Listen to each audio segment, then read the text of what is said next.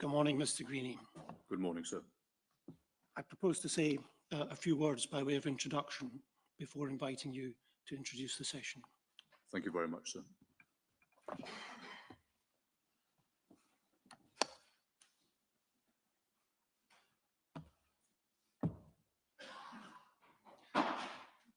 Today, the inquiry begins its evidence sessions. These sessions will hear evidence commemorating the 29 adults and children and the 2 unborn babies killed by the bomb which exploded in Market Street, Omagh, on 15th August 1998. Later in the evidence sessions, I shall hear testimony from a number of survivors who received physical and psychological injuries as a consequence of the explosion, and from others who found themselves at the scene and who sought to provide assistance. Many of them have also suffered from severe trauma. In its call for evidence, the inquiry has received statements and accounts from many people who have been affected, either directly or indirectly, by the bombing. Some of these statements have been redacted to one extent or another, so as to remove some sensitive or private or personal information.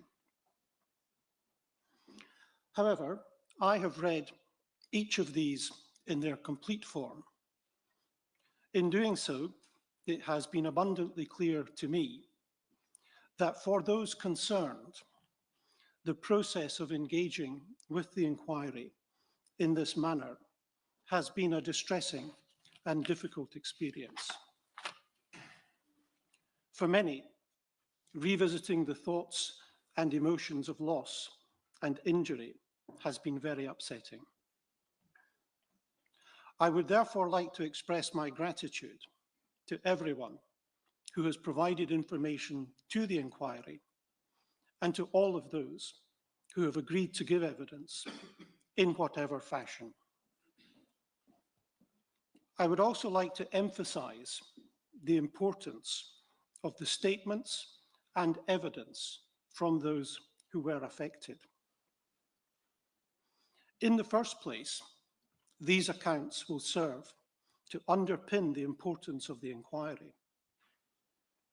However, the statements and oral evidence will have a broader value. Most of the statements will be available to read on the inquiry's website. The oral evidence will be given here in a venue open to the public, and most of that oral testimony will also be available to view on the inquiry's YouTube channel as it is being given. These opportunities to hear and see first-hand accounts of what happened will give content and meaning to the bare facts and numbers. The evidence to be given will give real insight into the devastating and lasting impact of terrible random violence, which otherwise might be incomprehensible to those who have no such experience in their lives. Those beyond Omagh who listen and watch will, as I was, be shocked at the level of grief imposed on ordinary, decent members of society doing nothing other than living their daily lives.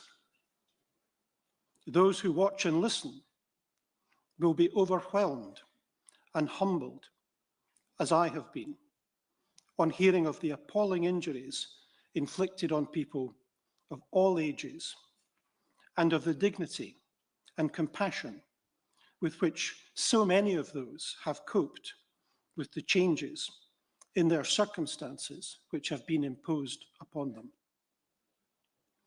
The evidence sessions will accordingly have an important value in informing and educating others as to the real effect of terrorist violence. In this way, it is my sincere hope that all of those who supported or condoned the use of such acts of violence will learn of the actual, indiscriminate, and devastating consequences of such selfish conduct for innocent, hardworking, and caring people of all ages, and for their communities.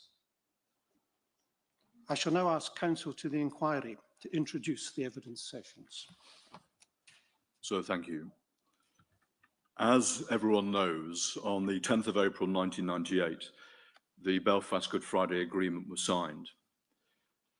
This marked a vitally important step in the peace process of the 1990s, and many commentators consider that the agreement has proved to be the basis for a new phase of Northern Ireland's history. The agreement was ratified by the people of both Northern Ireland and the Republic of Ireland in referendums that took place on the 22nd of May 1998, demonstrating that the settlement had overwhelming public support across the island of Ireland. Tragically, however, some malevolent forces remained. A number of dissident Republicans continued to be violently opposed to the peace process, and they were prepared to use extreme and fatal violence in their efforts to disrupt that process. And during the inquiry, we will refer to these people as what they were: terrorists. During the afternoon of the 15th of August 1998, dissident Republican terrorists with just such a mindset drove a car to Omagh. The town centre that day was busy with shoppers, workers, and tourists. At 2:20 p.m, the terrorists parked the car up on Market Street and they walked away. The vehicle contained a massive bomb. Shortly after 3 p.m, the device was detonated. And so, as you have said, 29 people, men, women, and children, and 2 unborn children were killed by the explosion. Hundreds were injured, and countless lives were changed forever. What was done that day here in Omagh was an act of savagery, and that the attack occurred at a time at which there was optimism for peace and was done with a view to disrupting that peace made it all the more wicked, if that were possible. The purpose of this public inquiry is to investigate whether the atrocity that happened in Omagh that day could have been prevented by UK state authorities. The inquiry will consider the issues raised by its terms of reference in chapters. In later chapters of the inquiry's oral evidence hearings, the critical issue of preventability will be scrutinised with the greatest care. Today, however, we start, sir, as you have said, the commemorative and personal statement hearings. As the inquiry protocol published last year makes clear, these hearings have 2 connected purposes. First, to commemorate publicly each person who was killed in the bombing in a way that is consistent with the views of the bereaved family concerned. This will take the form of pen portraits to explain who each person who died was in life, to recognise their individuality, and allow family members to set out the impact of the death of their loved one. The second purpose is to hear personal statements from those who are injured in or were directly affected by the bombing, because this will recognise the wider impact of the atrocity on the community here in Omagh and beyond. All this evidence, as Sir, you have emphasised, will be central to the inquiry. It will be a critical starting point in framing the inquiry's investigation into whether the bombing could have been prevented by UK state authorities.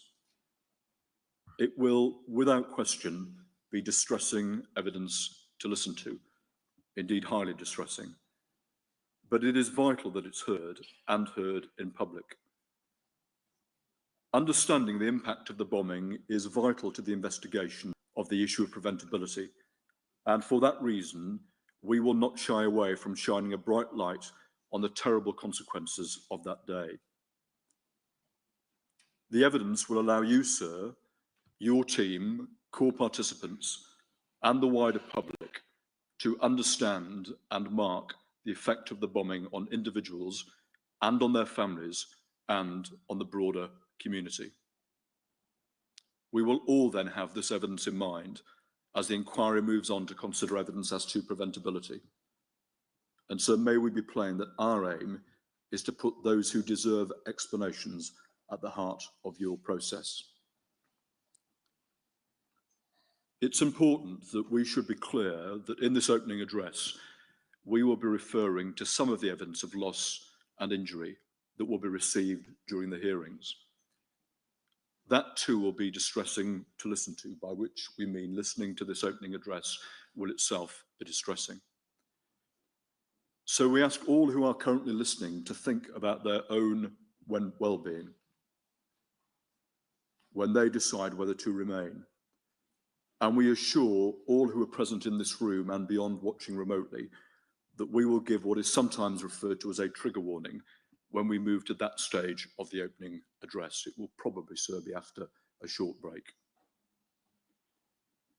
Before we start to hear the pen portrait evidence later today, it's important that we, as counsel to the inquiry and solicitor to the inquiry, and the inquiry team more generally, explain how we intend these opening remarks and the subsequent evidence should be structured. First, in a moment, as we did at the inquiry's preliminary hearing in July of last year, we will read out the names of those who were murdered in the bombing. That will be followed by a period of silence lasting for 1 minute. The purpose of doing this is to ensure that all within this room and beyond are focused on the terrible loss of life and dreadful suffering that the atrocity, a word we will use many times over the course of the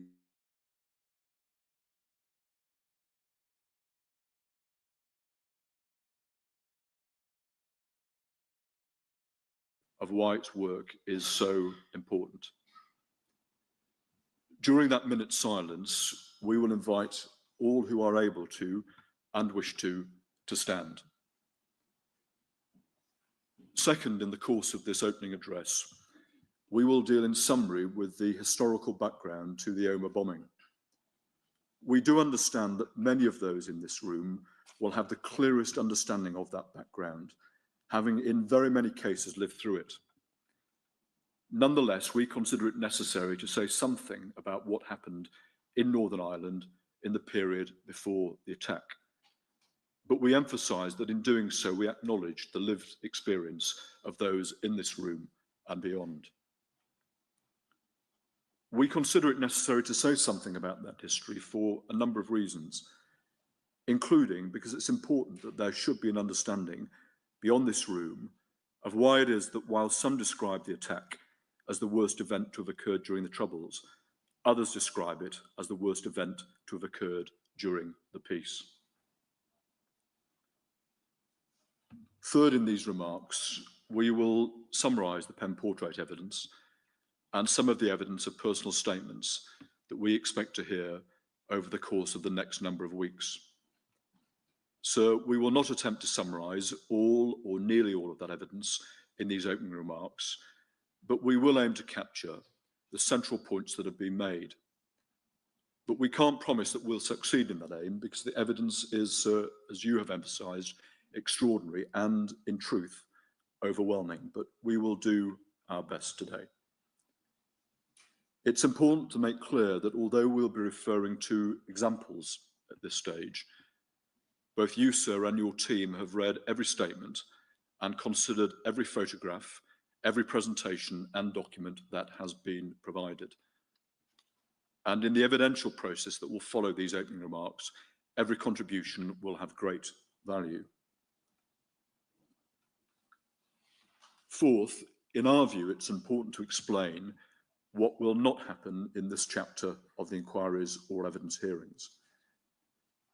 During the commemorative and personal statement hearings, we will not be looking at what went wrong in the lead up to the attack or on the day itself. We will, during this phase, not be seeking to criticise anyone save for those who carried out the atrocity, nor will we be seeking to investigate the quality of the emergency response to the bomb warnings, although we do recognise that strong views are held about that issue. And we will not be dealing at this stage with the procedural progress of the inquiry, although at the very end of the commemorative and personal statement hearings, so we will provide an update on the inquiry's work. What we will instead be doing is focusing on those who died, on their families, and on those survivors and responders who wish to contribute to this process. We believe that all will want to respect the lines that we have drawn for these hearings in January and February, because those lines are designed to ensure that the purpose of these hearings is fulfilled and that its important dignity is maintained. Fifth, may we remind everyone that there is a restriction order in place for these hearings. It's available on the inquiry's website. The purpose of that order, that legal order, is to ensure that these hearings are managed in a way that is as sensitive as possible, but also to allow the wider public to follow this important evidence. In broad terms, the order provides three things. One, it requires that there is a delay on the YouTube broadcast of 3 minutes. This is to ensure that nothing is broadcast that should not be, particularly if a witness becomes upset or distressed in a way that should not be seen by the wider public. Some witness evidence may not be broadcast on YouTube at all. Two, the order requires that there is no live blogging, tweeting, or reporting of the hearings, save for via the delayed broadcast. And this, in turn, is to ensure that nothing is reported that will not be broadcast on YouTube. Three, although the issue, as with all these issues, will be kept under review, the statements read and evidence shown in court will not routinely be published on the website. Rather, a transcript of the evidence given will be published on the website at the end of each hearing day, although there are a small number of statements that are confidential to the inquiry only for good reason. So having made those introductory remarks and explained what we will say over the course of some of the balance of the morning, may we please turn to read out the names of those murdered before inviting those who are present, who can and who wish to stand. These are the names. Sorry. Rocio Abad Ramos, James Barker, Fernando Blasco Baselga, Geraldine Breslin, Deborah Ann Cartwright, Gareth Conway, Breda Devine, Oren Doherty, Aidan Gallagher, Esther Gibson, Mary Grimes, Olive Hawkes, Julia Hughes, Brenda Logue, Jolene Marlowe, Anne McComb, Brian McCrory, Samantha McFarland, Sean McGrath, Sean McLaughlin, Avril Monaghan and her unborn twins, Maura Monaghan, Alan Radford, Elizabeth Rush, Vida Short,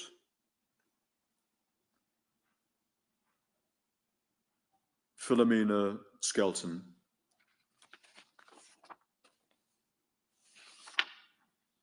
Brian White,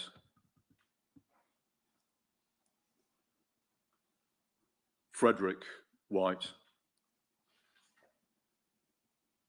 Lorraine Wilson. And so may we then invite all who wish to stand and are able to do so for the minute silence.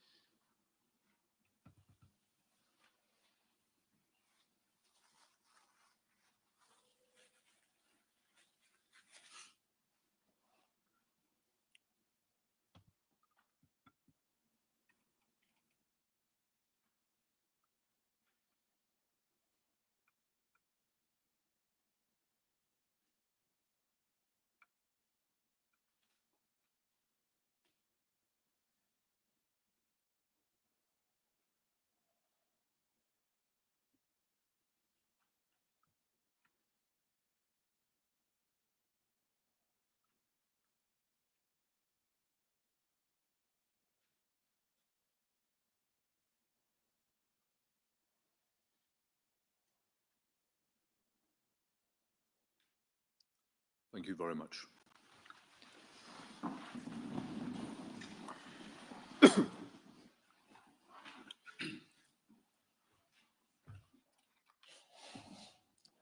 So we'll turn next, as we said we would, to deal with matters of historical background, albeit in summary.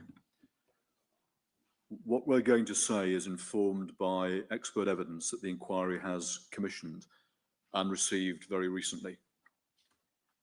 In saying what we're about to say, we are acutely aware that the core participants have not yet seen those expert reports. As the core participants know, a deliberate decision has been made by the inquiry to serve the expert reports at the conclusion of the commemorative and personal statement hearings, because we considered that serving important evidence of an expert nature just as these hearings started would be insensitive to those preparing for a process of such importance, namely these hearings. What the core participants can be assured of is that what we're about to say is a high level, and we hope neutral and uncontroversial summary of parts of the reports of two experts, Professor Richard English and Dr. John Morrison. So in a later chapter of the inquiry's proceedings, you will hear directly from both of those experts in full, and indeed from other experts from whom reports have been commissioned. We have just mentioned the names of two experts, to whom in fact we also made reference at the preliminary hearing on the 30th of July last year. We'll remind those present and watching of who those experts are. Professor Richard English was instructed by the inquiry to prepare a report on the history of the Troubles. Among other appointments, he is a Professor of Politics at Queen's University Belfast and Director of the Senator J. Mitchell Institute for Global Peace, Security and Justice. Senator Mitchell is a man to whom we will be making a number of references. Dr. John Morrison was instructed by the inquiry to prepare a report on the development of dissident Republican terrorism. Like Professor English, he is a distinguished academic who has published widely on the topic on which he has been asked to report. He is currently an assistant professor at Maynooth University. Although, as we understand it, and based upon the expert material available, there is scope for disagreement about the moment the Troubles started, there is broad agreement that it was at some stage in 1969. Professor English expresses the view that by 1972, so 3 years later, what had emerged was, to use his words, an effective civil war in Northern Ireland, one characterised by appallingly high levels of violence, by deeply polarised division between Unionists and Nationalists, and by intra-communal divisions of real weight. Identifying the number of people killed over the period that followed during the Troubles is not straightforward. Detailed research was done by the academic Marie Smythe in her 1998 publication, Half the Battle, and in her 1999 publication with others of the human costs. Valuable work was, it seems to the inquiry, also done by the Victims Committee 2007 updated publication, Lost Lives. All of their work has been and will be further considered by the inquiry. But what is clear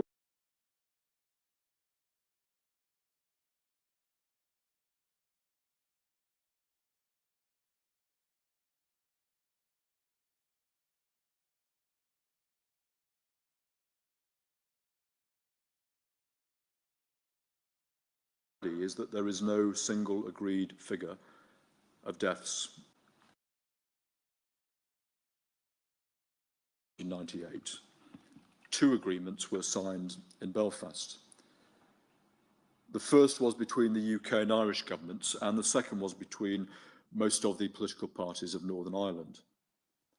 And together, as all in this room certainly know, those 2 agreements were known collectively as the Belfast Agreement or the Good Friday Agreement. To avoid controversy, we will refer to the agreement, as we have done so far, as the Belfast Good Friday Agreement. The populations of Northern Ireland and the Republic of Ireland voted in favour of that agreement in referendums held, as we've said, on the 22nd of May 1998. In many quarters within Northern Ireland and beyond, this led to a sense of optimism that peace had arrived.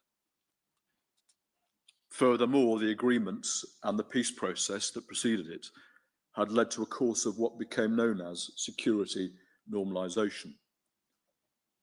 Indeed, in a speech entitled Steps to Normality, delivered on the 28th of November 1997 by Dr. Mo Mowlam, who was appointed Secretary of State for Northern Ireland following the May 1997 election that brought the Labour government of Tony Blair to power, the following was said, quotes, "Since the 20th of July 1997, the Chief Constable and the General Officer Commanding have been able, on the basis of their continuing assessment of the threat, to take a considerable number of incremental steps to reduce the impact of security measures on everyday life in Northern Ireland.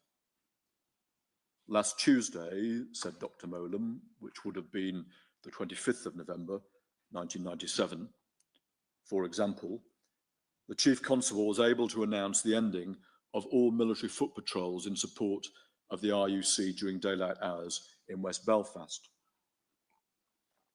These measures, which responded to the diminution in the threat as the ceasefires have continued, have been widely welcomed. They have helped to restore a more normal atmosphere throughout Northern Ireland and to build a greater degree of confidence in the peace process. End quotes. The press release by the Northern Ireland office that was issued along with the speech of Dr. Mowlam listed a series of changes that had been made as part of security normalisation. As is perfectly obvious, the impact of such security normalisation on the ability of dissident Republicans to carry out their attacks which open source material suggests were numerous in the lead up to the Omagh bombing, is an important issue for the inquiry to explore in subsequent chapters of its oral evidence hearings. The term dissident Republicans and dissident Republican terrorists is one that we have now used a number of times, and we should give some explanation of the inquiry's understanding of what that term or those terms mean. The Republican movement in Northern Ireland, it can, as we understand it, be stated without controversy, has been marked by several splits. And what we're now going to set out is not intended to provide anything like a full history of what occurred. We will explore that during the course of the expert evidence in a later chapter of the inquiry's oral evidence hearings. What we're about to say is a summary of what occurred within the Republican movement, and it's intended to provide context for the terrible thing that occurred here in Omagh on the 15th of August, 1998. In 1969, as the Troubles started, a split emerged within the Republican movement. For present purposes, it's not relevant to understand why, but the upshot was that the Provisional IRA emerged as the dominant Republican paramilitary force.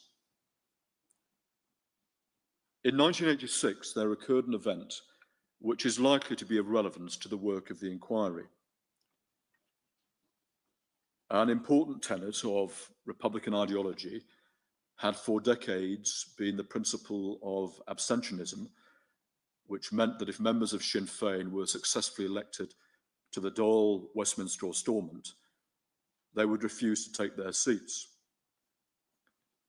This policy, as we understand it, reflected a belief that each of the three parliaments promoted the continuation of the partition of the island of Ireland.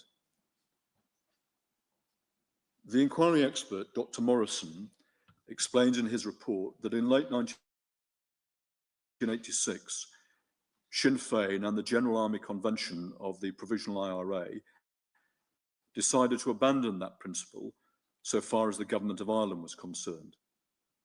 And this led to a split. The Provisional IRA emerged the stronger grouping, explains Dr. Morrison, but a dissident paramilitary group that became known as the Continuity IRA splintered from the Provisional IRA. What seems clear is that the Continuity IRA lacked the capabilities and resources to mount a sustained violent campaign until, as we'll explain, the mid-1990s. So the inquiry will need to examine closely the activities of the Continuity IRA in 1997 and 1998 in particular, in subsequent chapters of its work. The final split within Republican paramilitaries is the one of greatest significance to the Omagh bombing. That is because it's the split that led to the emergence of the group that has become known as the real IRA. And as everyone knows, the real IRA has accepted responsibility for the bombing.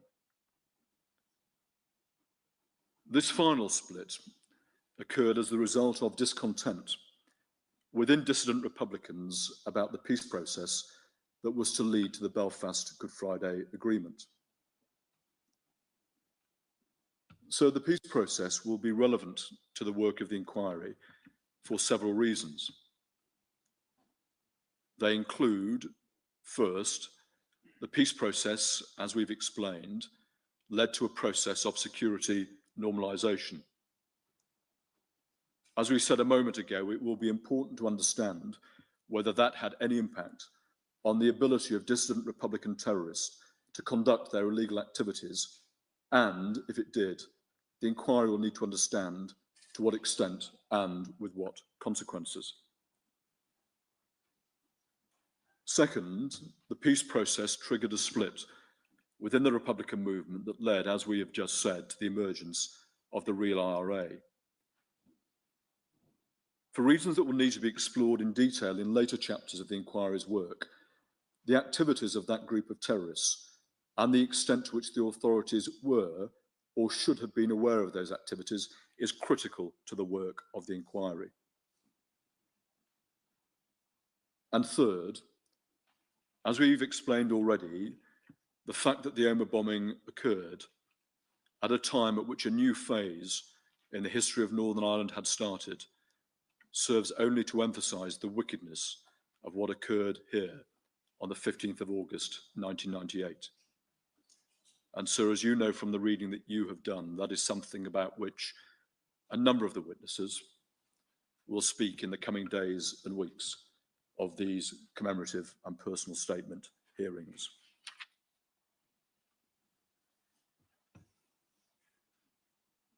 So against that background, it's necessary, before we take a break and move to the second phase of our address, for us to say something about the peace process and how the real IRA appears to have emerged as a result of it.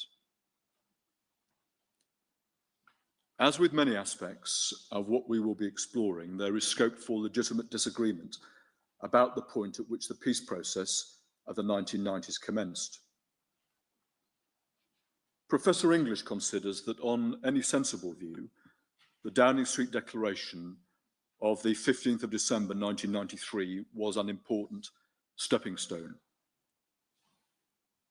On that date, the UK Prime Minister, John Major, and the Irish Taoiseach, Albert Reynolds, made the following joint announcement. We quote, "The Prime Minister, on behalf of the British government, reaffirms that they will uphold the democratic wish of a greater number of the people of Northern Ireland on the issue of whether they prefer to support the Union or a sovereign united Ireland. The British government agree that it's for the people of the island of Ireland alone, by agreement between the two parts respectively, to exercise their right of self-determination on the basis of consent freely and concurrently given, north and south, to bring about a united Ireland if that is their wish.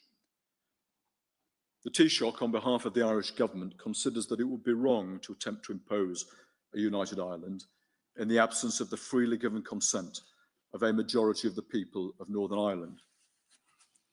He accepts, on behalf of the Irish government, that the democratic right of self-determination by the people of Ireland as a whole must be achieved and exercised with and subject to the agreement and consent of the majority of the people of Northern Ireland." Close quotes.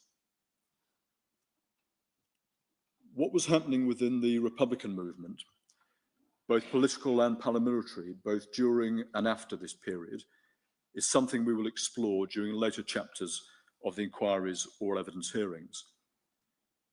However, for present purposes, it's relevant to note that while 1994 marked a period of upheaval and violence, tension and uncertainty in Northern Ireland, a significant development occurred that year with the ceasefire of the Provisional IRA on the 31st of August 1994, which was followed later in 1994 by the declaration of a ceasefire by the Loyalist paramilitaries. The importance of paramilitary bodies decommissioning their arms came to the forefront during this period. The UK and Irish governments established an international body to provide an independent assessment of the decommissioning issue, as it became called. That body was chaired by the distinguished US politician, diplomat and lawyer, Senator George Mitchell, and became known as the Mitchell Commission.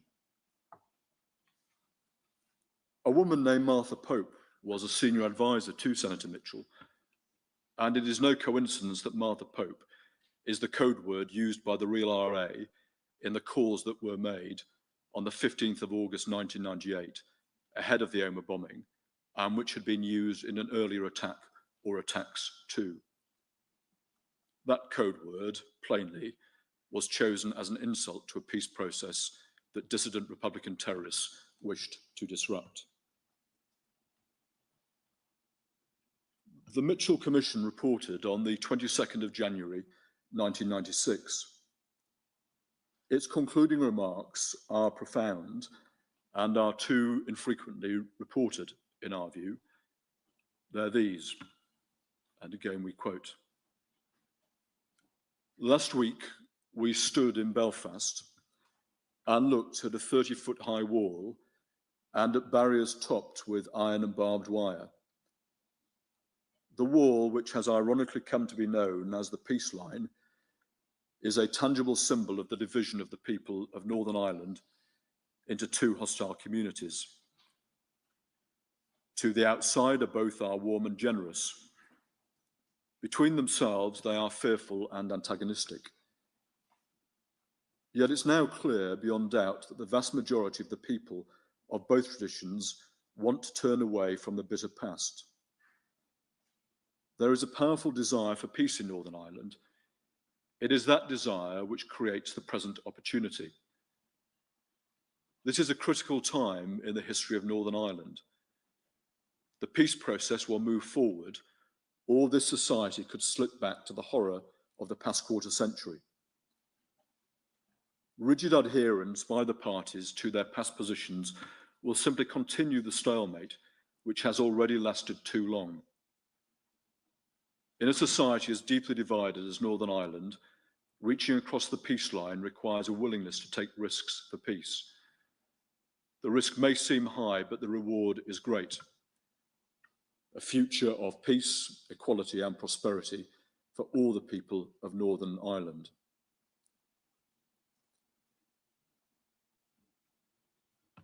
The Commission recommended that arms decommissioning should occur alongside rather than before or after talks. It also set out 6 principles to which participants in all party negotiations should affirm their, as it was put, total and absolute commitment. 1, political issues should be resolved through democratic and exclusively peaceful means. 2, full disarmament of all paramilitary organisations should be achieved.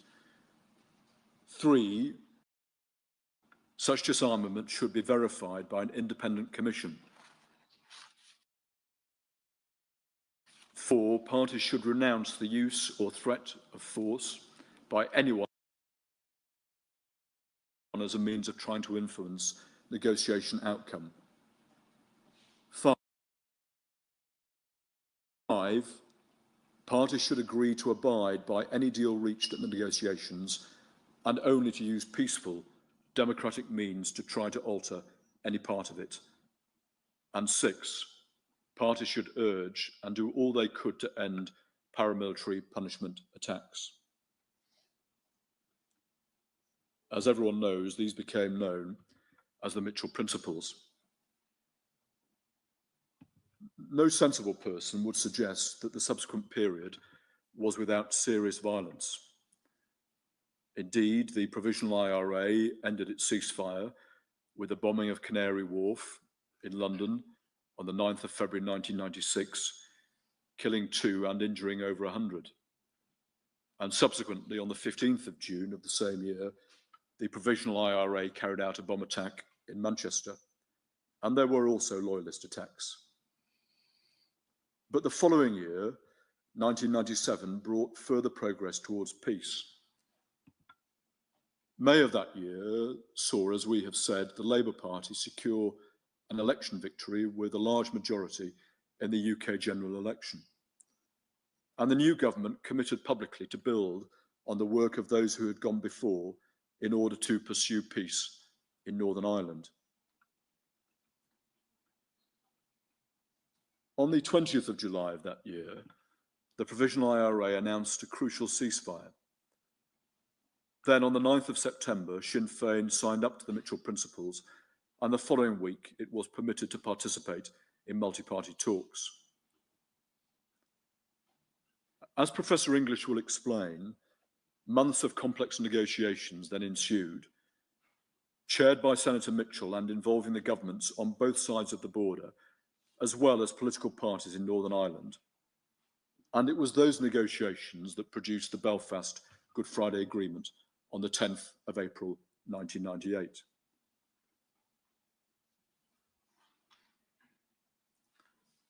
The agreement rested on 3 sets of relationships.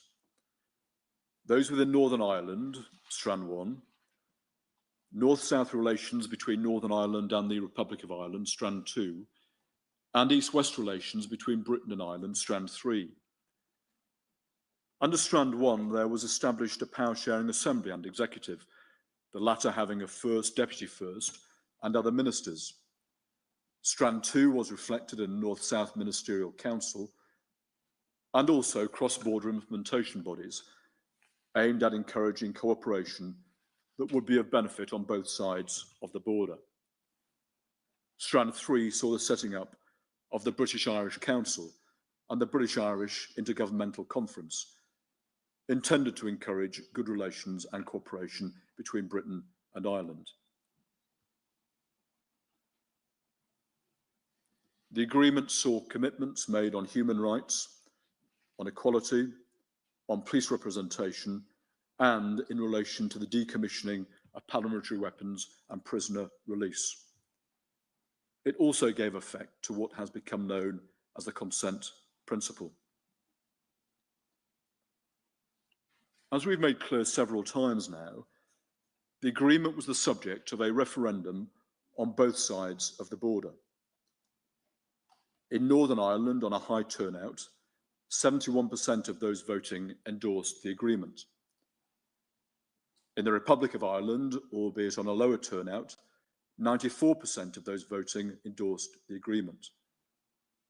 But despite the overwhelming public support for the Belfast Good Friday Agreement, some remained implacably opposed to it and to the peace process that preceded it.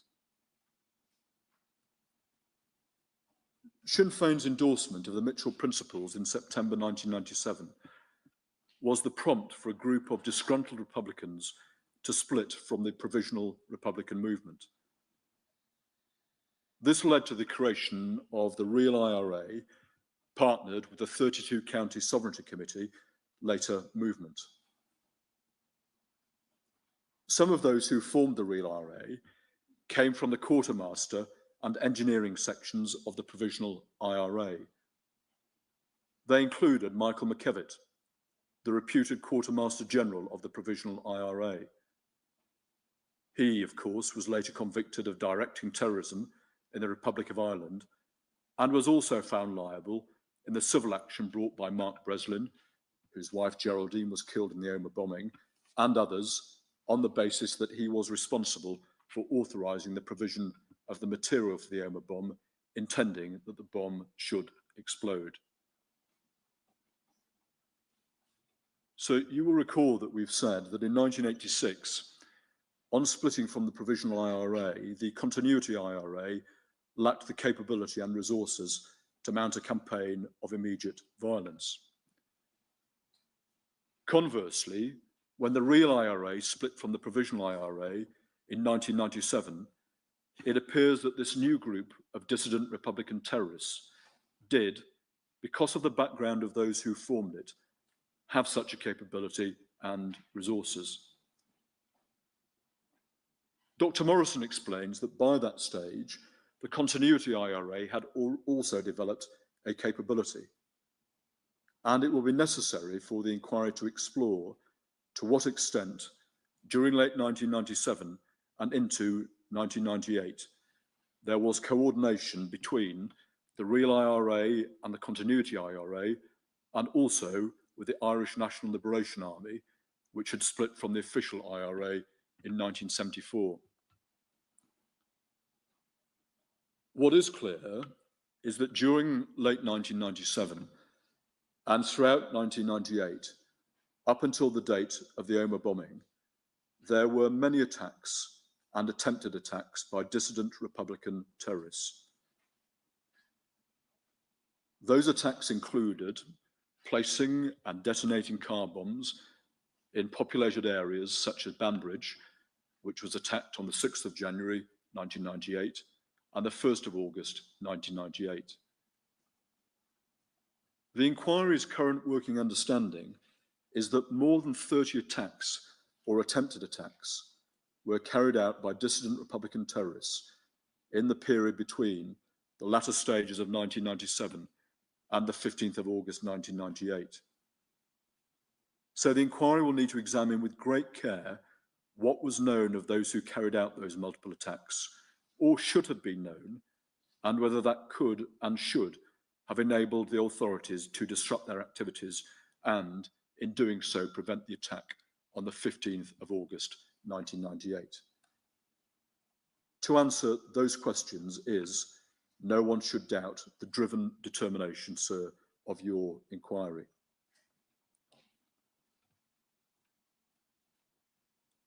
That, then, leads us back to where we started, and to the day of the attack here in Omagh. As we've set out in some detail, albeit still in summary, that attack was one that took place at a time at which significant progress had been made towards peace. As people came into Omagh that morning and early afternoon, they must have done so on the basis that there was a new dawn here in Northern Ireland, and that this was the moment that dissident Republican terrorists chose to strike with such appalling consequences is something that is incapable of being captured adequately by our words. And, sir, that is why we must hear, starting today, the words of the bereaved and of the survivors. So, as we indicated, the next stage of our opening remarks will involve setting out some of the pen portrait evidence that we will hear, and also the evidence of the survivors. But what we are saying is being translated for a number of people, and the interpreter requires a break every hour for a period of 20 minutes. So now would be a convenient moment to take that break. Thank you.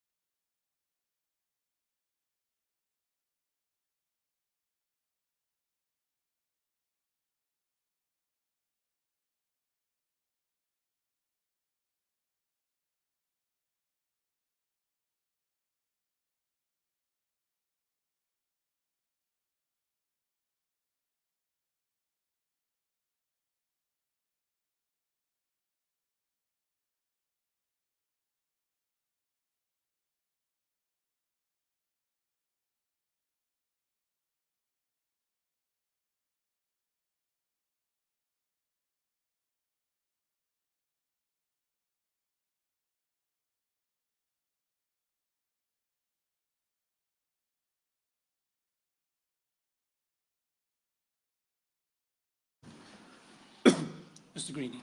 Thank you, sir. So we hope that what we've, we hope that what we've just said about the historical background of the Omagh bombing provides a relatively brief, factually accurate and uncontroversial introduction to the events leading up to the 15th of August 1998. If anyone has been upset or concerned by what we have said, can we assure them that that is the opposite of what we intended? We intend next to summarise some of the evidence that will be heard in the commemorative and personal statement hearings. The evidence that we will hear in these hearings will be adduced in a number of different ways, and the way in which it's given is the personal choice of the witness. Sometimes a witness statement will be read or a pen portrait read. Sometimes live evidence will be given by a loved one. Evidence will not be given on oath or affirmation. And so, as you know, we will see photographs and watch presentations, sometimes accompanied by music. We're going to begin by referring to some of the evidence that we'll hear from those whose loved ones were killed that day. What we're going to be saying is deeply affecting, indeed capable of causing deep distress, because what we're going to be saying is drawn from the witness statements and pen portraits themselves. So as we said at the beginning of this address, we invite anyone in this room or watching remotely on the time-delayed YouTube link to think carefully about their own well-being before they listen on. And so for that reason, we'll pause for just a short time to enable anyone that wants to leave or to switch off the feed to do so.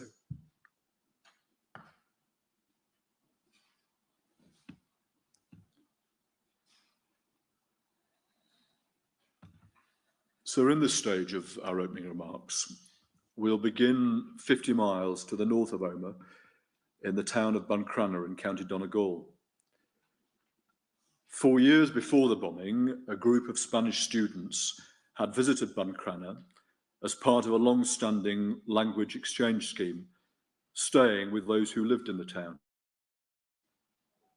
On the 15th of August, 1998, a group of exchange students and teachers, along with residents of Buncrana, made a visit to the Ulster-American Folk Park just north of Omagh.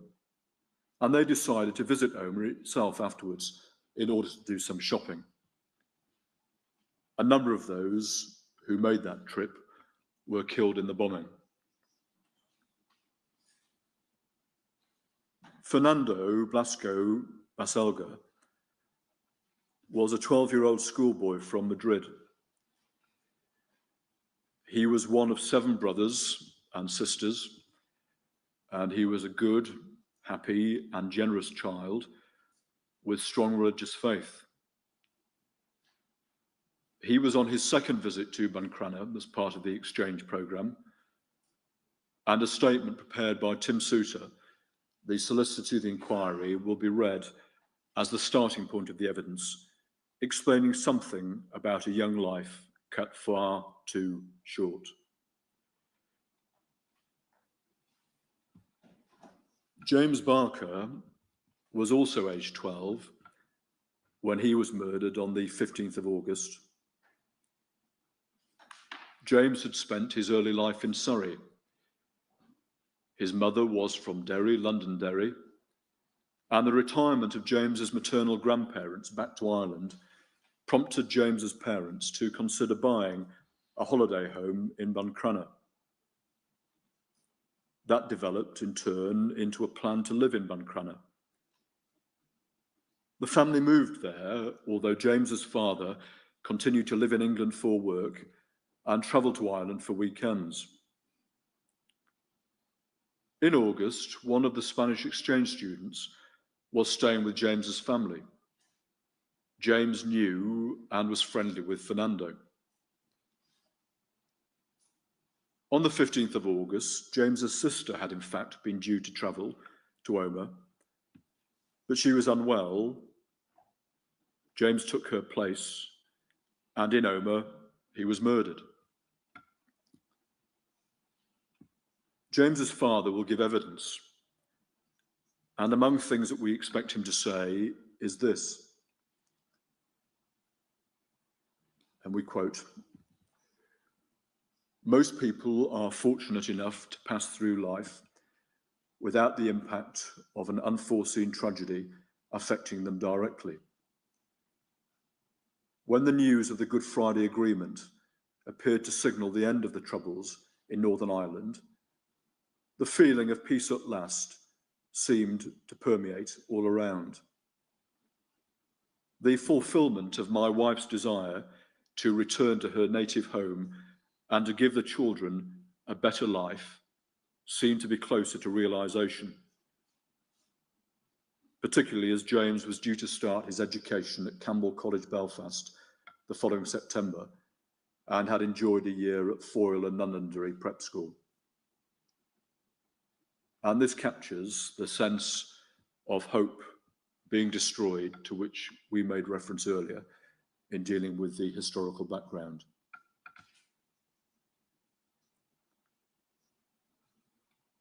Oran Doherty also lived in Buncrana. He was 8 years of age and full of life. His cousin invited him to go on the trip to Omagh, and although his mother, Bernie, was apprehensive because of his young age, she decided to let him go. And as all parents know, children only develop through their experiences. We'll hear from Oran's sister, Lisa Dillon, in the course of the hearings. She'll speak to a statement made by Bernie Doherty on behalf of the whole family.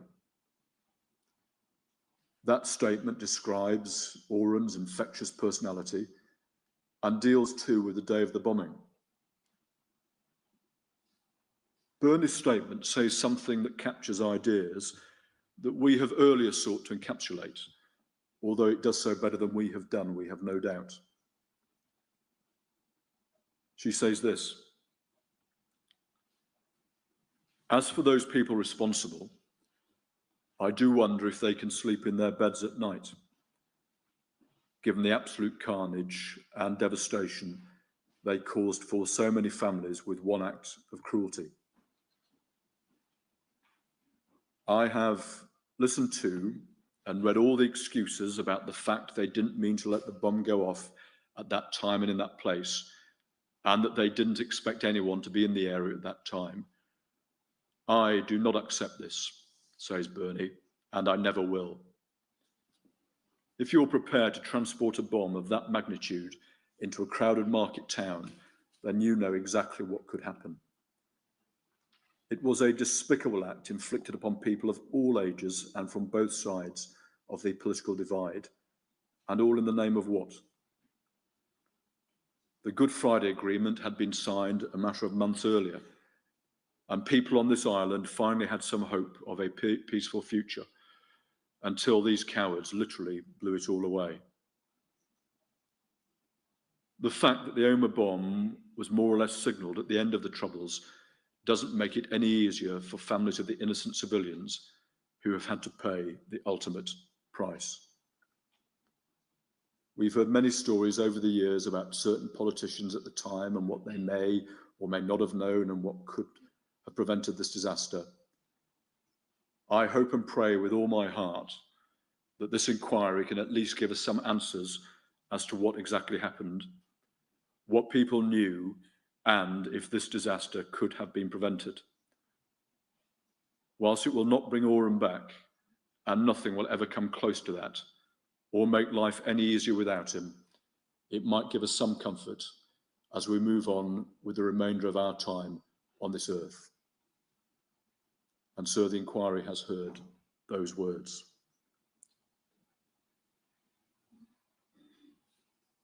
Sean McLaughlin was also 12, and he too lived in Buncrana. He was one of 3 children born to his parents, and indeed the eldest. He took the trip to Omagh along with Oran and others on the 15th of August. His mother, Patricia, describes him as a lively, lovely boy, always happy and content with something to smile about. And she goes on to say this: Sean personified the hope in this island following the Good Friday Agreement, the hope of peace. Only a few months before the bomb, Sean had written a poem which he presented to the then President of Ireland. The poem read, and she then quotes the poem: "Orange and green, it doesn't matter. United now, don't shatter our dream. Scatter the seeds of peace over our land, so we can travel hand in hand across the bridge of hope."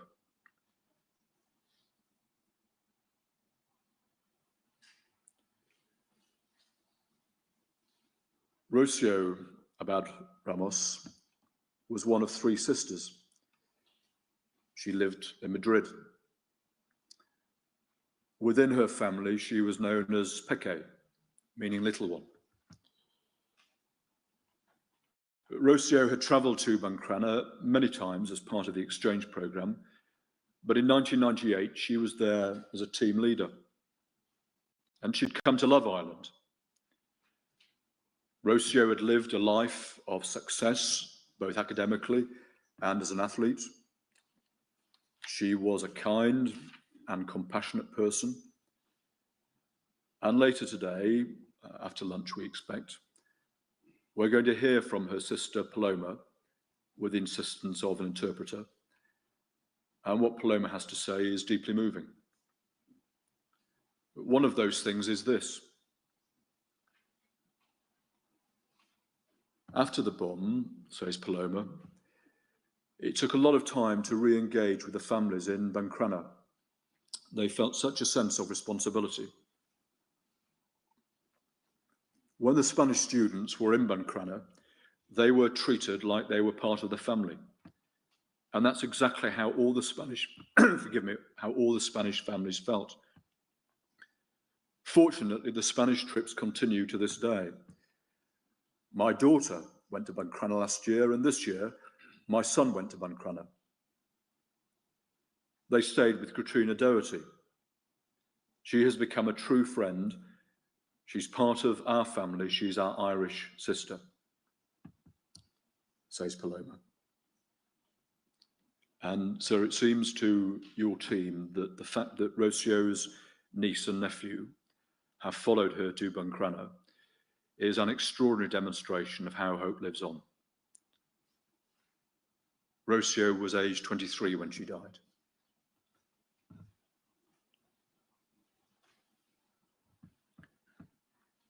Geraldine Breslin was one of four sisters, and she was 43 years of age when she was killed. Omagh, we will learn from her family, was the town where she was born and raised, where she worked, where she was married, and where she's now laid to rest. Geraldine's sister, Rosemary Cooney, describes Geraldine's childhood and her personality, marked by kindness and energy.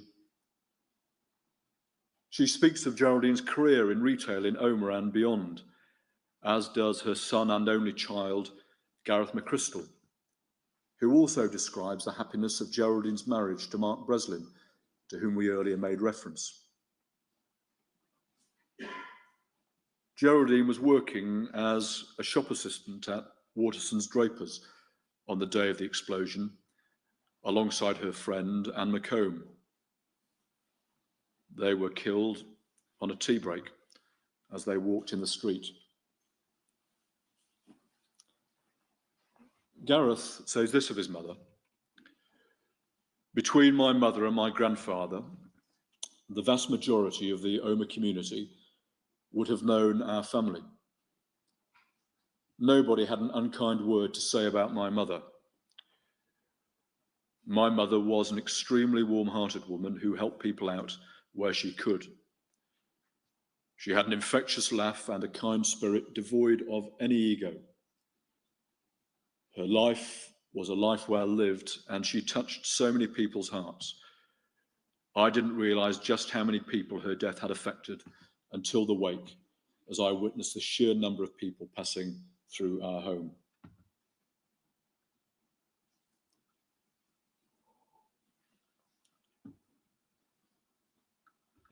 Deborah Ann Cartwright was 20 years of age and was working in a beauty salon in Omagh on the day of the bombing. She had evacuated the premises and walked down Market Street when the bomb was detonated. Deborah Ann was a student and was due to start a degree course in Manchester when she was killed. A statement prepared by Tim Suter will be read out during the course of the hearings, setting out something of the tragedy of her loss.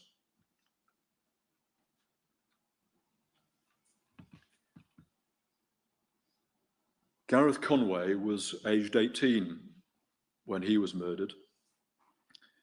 His sister, Shali Conway, describes him as an athletic young man who loved playing both soccer and Gaelic football. His life was opening up in front of him, including having been accepted onto an engineering course at Ulster University. Shawnean expresses her heartbreak that Gareth was killed at the moment at which he was looking forward to the rest of his life. She says this: Gareth was a young man with so much promise, kindness, and love. His life may have been cut short, but his impact will never be forgotten. He is remembered as a good person, an extraordinary brother and son, and a presence that will be forever missed.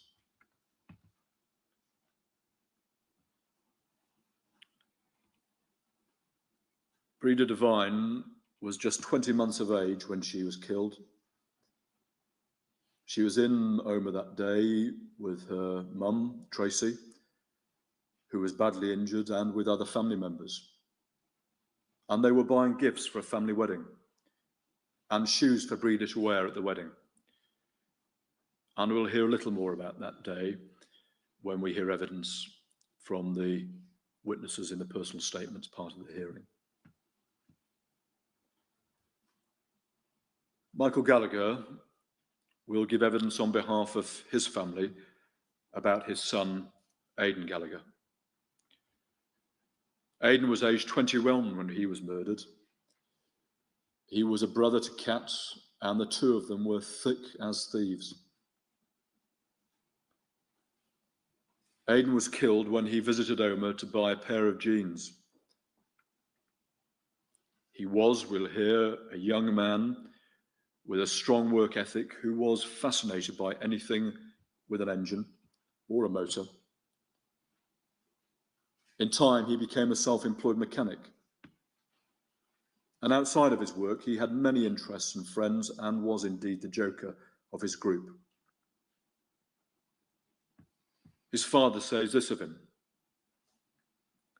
he had a strong sense of social justice and could not tolerate bullying or inequality of any description, often standing up for the most vulnerable. He had friends from all denominations and was never interested in political matters. Like others whose loved ones were murdered, Michael Gallagher speaks of the hope that existed within Northern Ireland by August 1998, that the worst of the troubles were behind them, and that, as he puts it, peace was on the horizon and our worries were over. His family had voted for peace.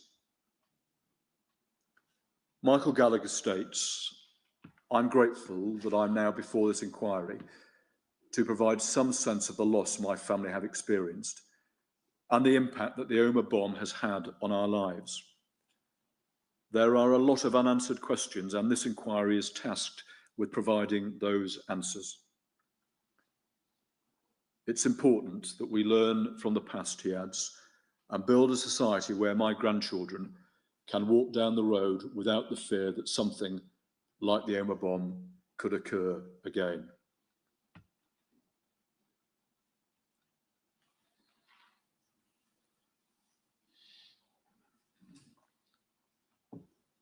Esther Gibson had turned 36 just over 2 weeks before the Omagh bombing that was to kill her.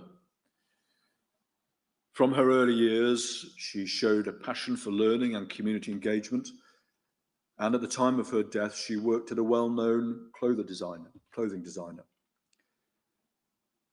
She was a devoted Christian who found joy and purpose in her faith, and she taught Sunday school classes.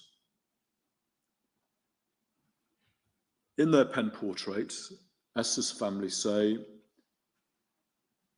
at the time of her death, Esther was engaged to be married, looking forward to a future filled with hope and happiness. She was a young woman with much to look forward to.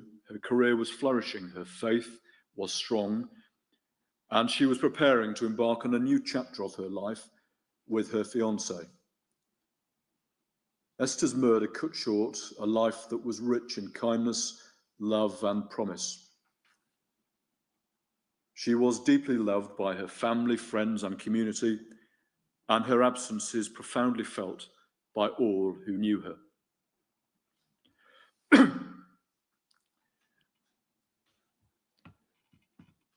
Mary Grimes turned 66 on the 15th of August 1998.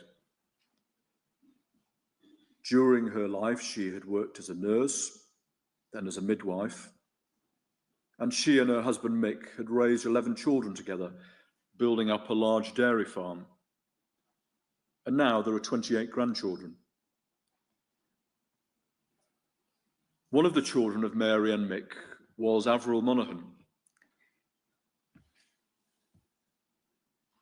Avril's daughter, Evine, describes how Avril met her father, Michael, and the happiness of their marriage. By 1998, they had 4 children, with twins on the way. On the 15th of August, Mary and Avril were in Omagh together. One of Avril's children, Maura Monaghan, who was aged 18 months, was with them. She was, we'll learn, a curly-haired girl with an infectious laugh. Mary and Avril and Maura were killed, along with the unborn twins. And the loss suffered by that family simply cannot be imagined. Avril Monaghan had written a poem when she was a pupil at Loretto Grammar School. The title of that poem was Peace, and it read, "Oh, that we, before it's too late, could cast aside the curse of war and hate, then pray that conflict among men would cease, and let the world rejoice in love and peace."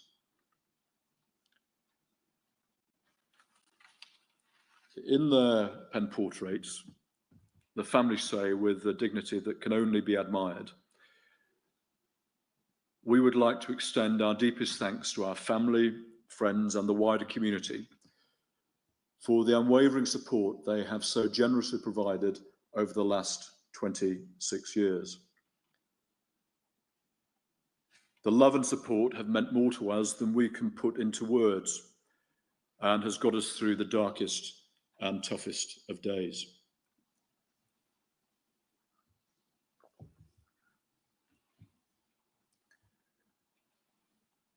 Olive Hawkes was aged 60 when she was killed. She was the wife of a farmer named Percy. Olive's family describe her as the glue that held their close family together. On the day of the bombing, she had travelled into Omagh to carry out her Saturday shopping.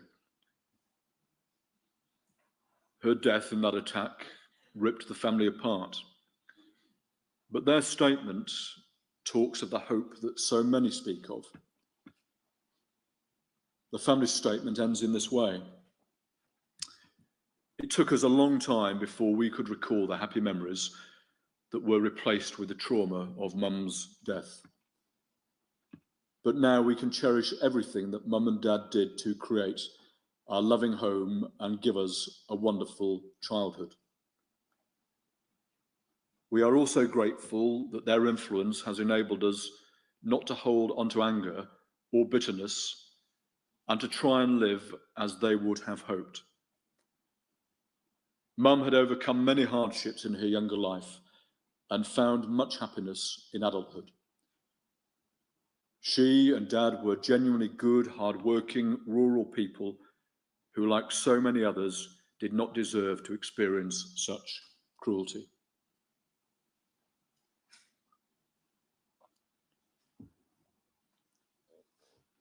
Julia Hughes was brought up here in Omagh.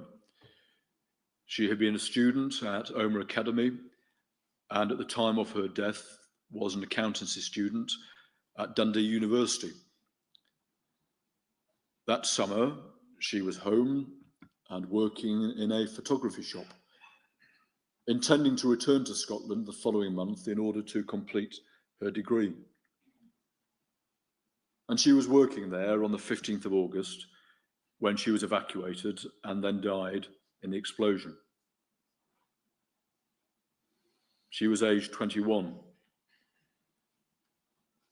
A statement prepared by Tim Souter, setting out something of the loss that her life represents, will be read.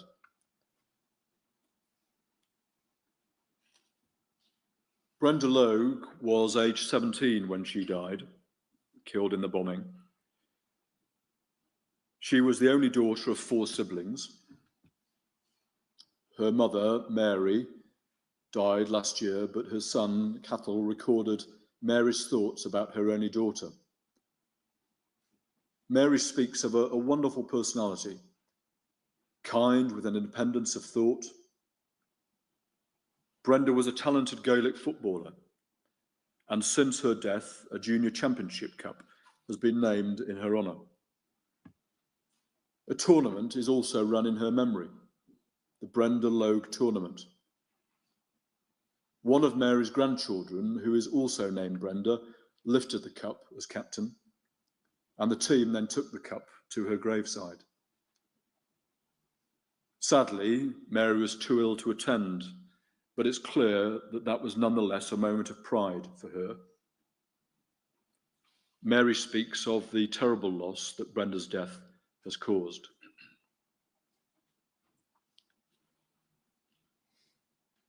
Jolene Marlowe was also 17 when she was killed. She was the eldest of 5, 2 girls and 3 boys. Jolene was an academically gifted child. She was also a highly talented athlete and a role model. She undoubtedly had a bright future ahead of her. Jolene's family observe, while Jolene achieved so much in her short life, she was denied the chance to accomplish her life's full potential.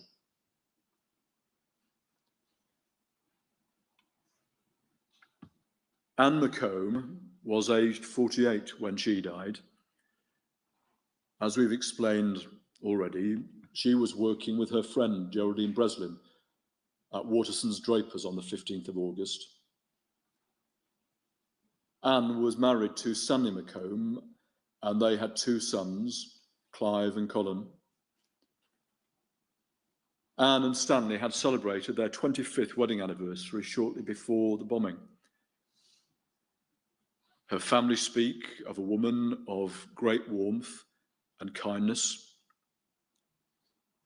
Her son recalls that she lived her life by this statement: "If you can be anything, be kind." Stanley, her husband, says this: "This public inquiry is bigger and more important than any single person. It's about doing the right thing, about standing up for the victims whose lives were changed forever in the deadliest bombing throughout the Troubles. It's about making sure that something as barbaric and heinous as the Omagh bomb is not allowed to happen again."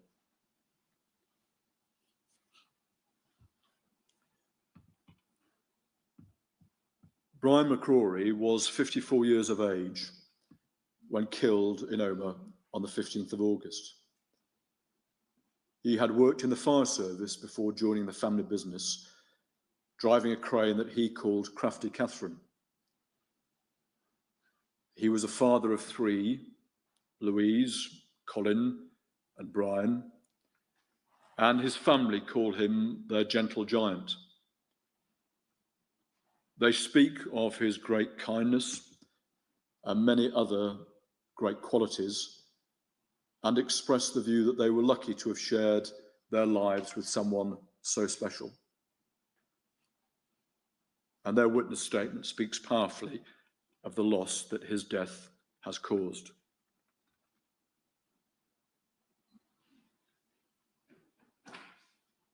Samantha McFarland was age 17 at the date of her death.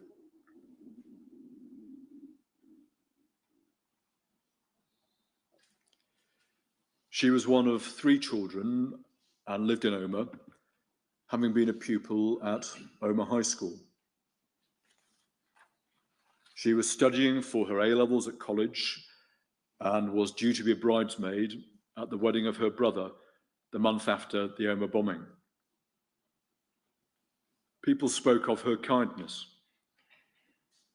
On the day of the attack, she was working in the Oxfam shop alongside her best friend, Lorraine Wilson. Both young women were evacuated and both died. At Samantha's funeral, there was insufficient room within the church for all who wished. The loss of a life of great promise was remembered, and in our process will be remembered again.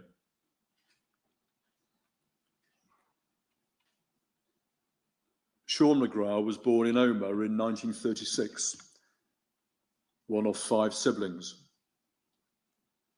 He was aged 61 when he was killed. Sean married his sweetheart, Nuala, in 1961, and they had 4 children together. He was a successful businessman, always caring of his staff in his various enterprises. His family record that no one had a bad word to say about him. His daughter, Nolene, describes Sean as the best of men. And his son, Connor, says this: "This process," and he's talking about the inquiry, "has been difficult to confront, but necessary to tell you about the father I knew. Always positive, faithful, hard-working, warm-hearted, and very much missed by all who knew him well. In memory of Sean and all the other innocent victims, we respectfully ask for the truth to be made public after all the early promises, consequent delays, and long fight for justice. We are tired," he adds, "of the constant deflection. Omagh deserves answers."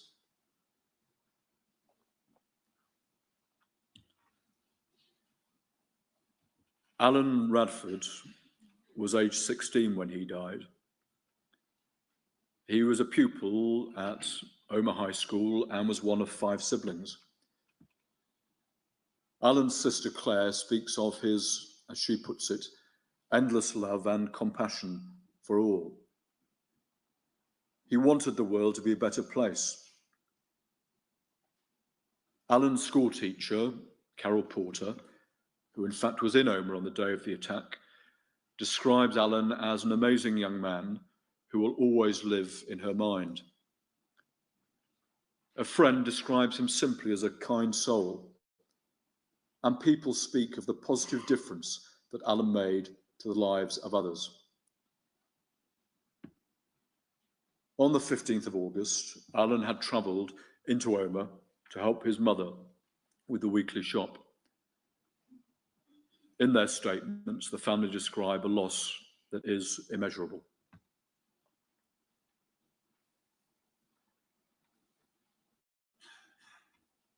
Elizabeth Rush was aged 57 at the date of her death. She was known as Libby and had had a shop on Market Street here in Omagh for 27 years. She was well known to be a good listener, and people would call into the shop seeking her advice. Like many witnesses, Libby's children, Siobhan, Anthony and Andrew, speak in their statement of the hope that had existed on the 15th of August. And they say this: in 1998, politicians from Northern Ireland, Republic of Ireland and Britain negotiated the terms of a peace agreement in response to the will of the people in the north and south of Ireland. The majority on both sides of division voted for peace and reconciliation. We looked forward to this new chapter in our nation and in our own personal family history. This, a transitional period in all our lives, was filled with hope and anticipation, yet we were cautious. Libby's children speak movingly of how that hope was destroyed for them. Their father, Lawrence, had met Libby when they were both 14, and later they made their lives together, marrying at 19. Their children have provided the inquiry with poems written by their father in the period after Libby's death, in which he speaks of his enduring love for his wife.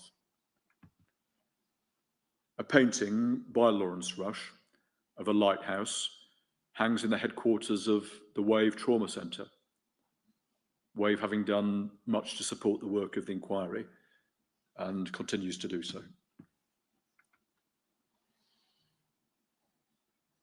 Vida Short was aged 56 when she was killed on the 15th of August.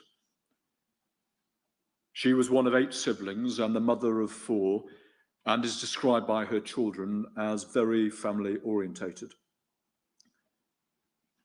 She worked as a head of department at Waterson's Drapers, to which we've referred a number of times already.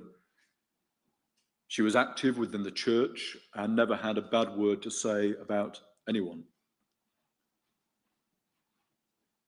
The day before the attack, Vida's daughter, Elaine, had given birth to her fourth child, a son called Lee. Vida had the opportunity to meet and hold Lee before her death. She was the centre of her family, and the fact that she's missed many important family events only adds to the enormous loss that her children and other relatives feel.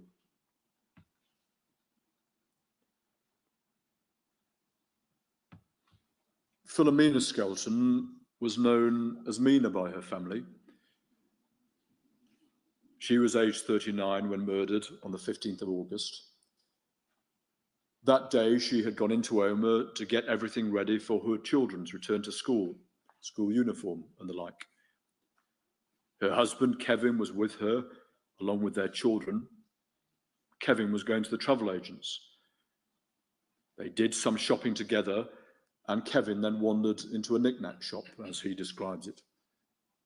The bomb went off whilst he was in there, and in the immediate aftermath, Kevin discovered the body of his wife. He speaks lovingly of his wife and the impact of her loss.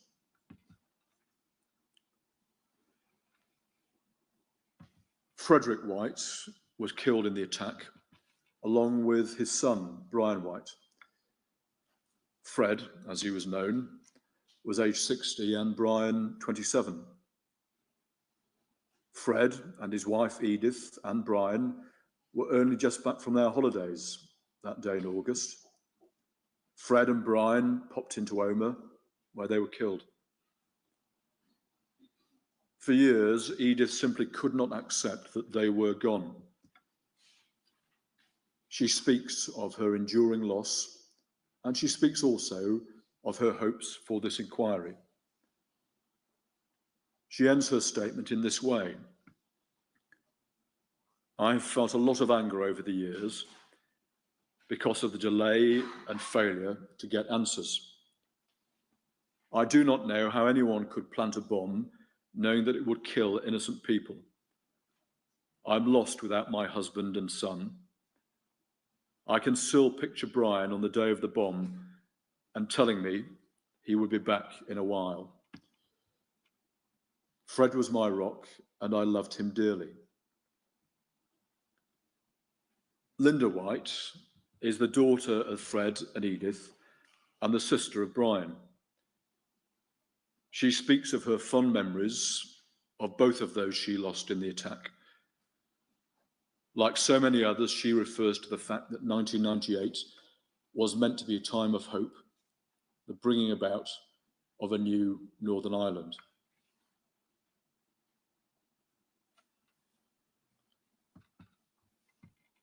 Lorraine Wilson was aged 15 at the date of her death. Her mum and dad were Anne and Godfrey, and she had a sister and two brothers. Her family describe how Lorraine laughed and smiled all the time, and we will see that in photographs of her during the course of the hearings. She loved hockey and horse riding and had a strong sense of her own future. And what emerges so clearly from what her family say is Lorraine's kindness. On the day of the bombing, she was working in the Oxfam shop alongside her friend Samantha McFarland. As we've said, both were killed.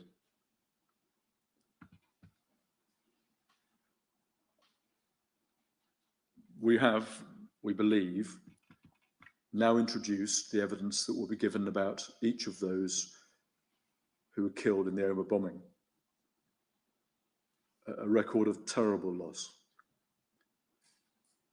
As we hope we've made plain, what we've said was intended to be no more than an introduction. We know that the witnesses will go on to say that what they go on to say will be both more detailed and even more important. What those witnesses have said in the documents they have provided is profound. And providing it has taken courage.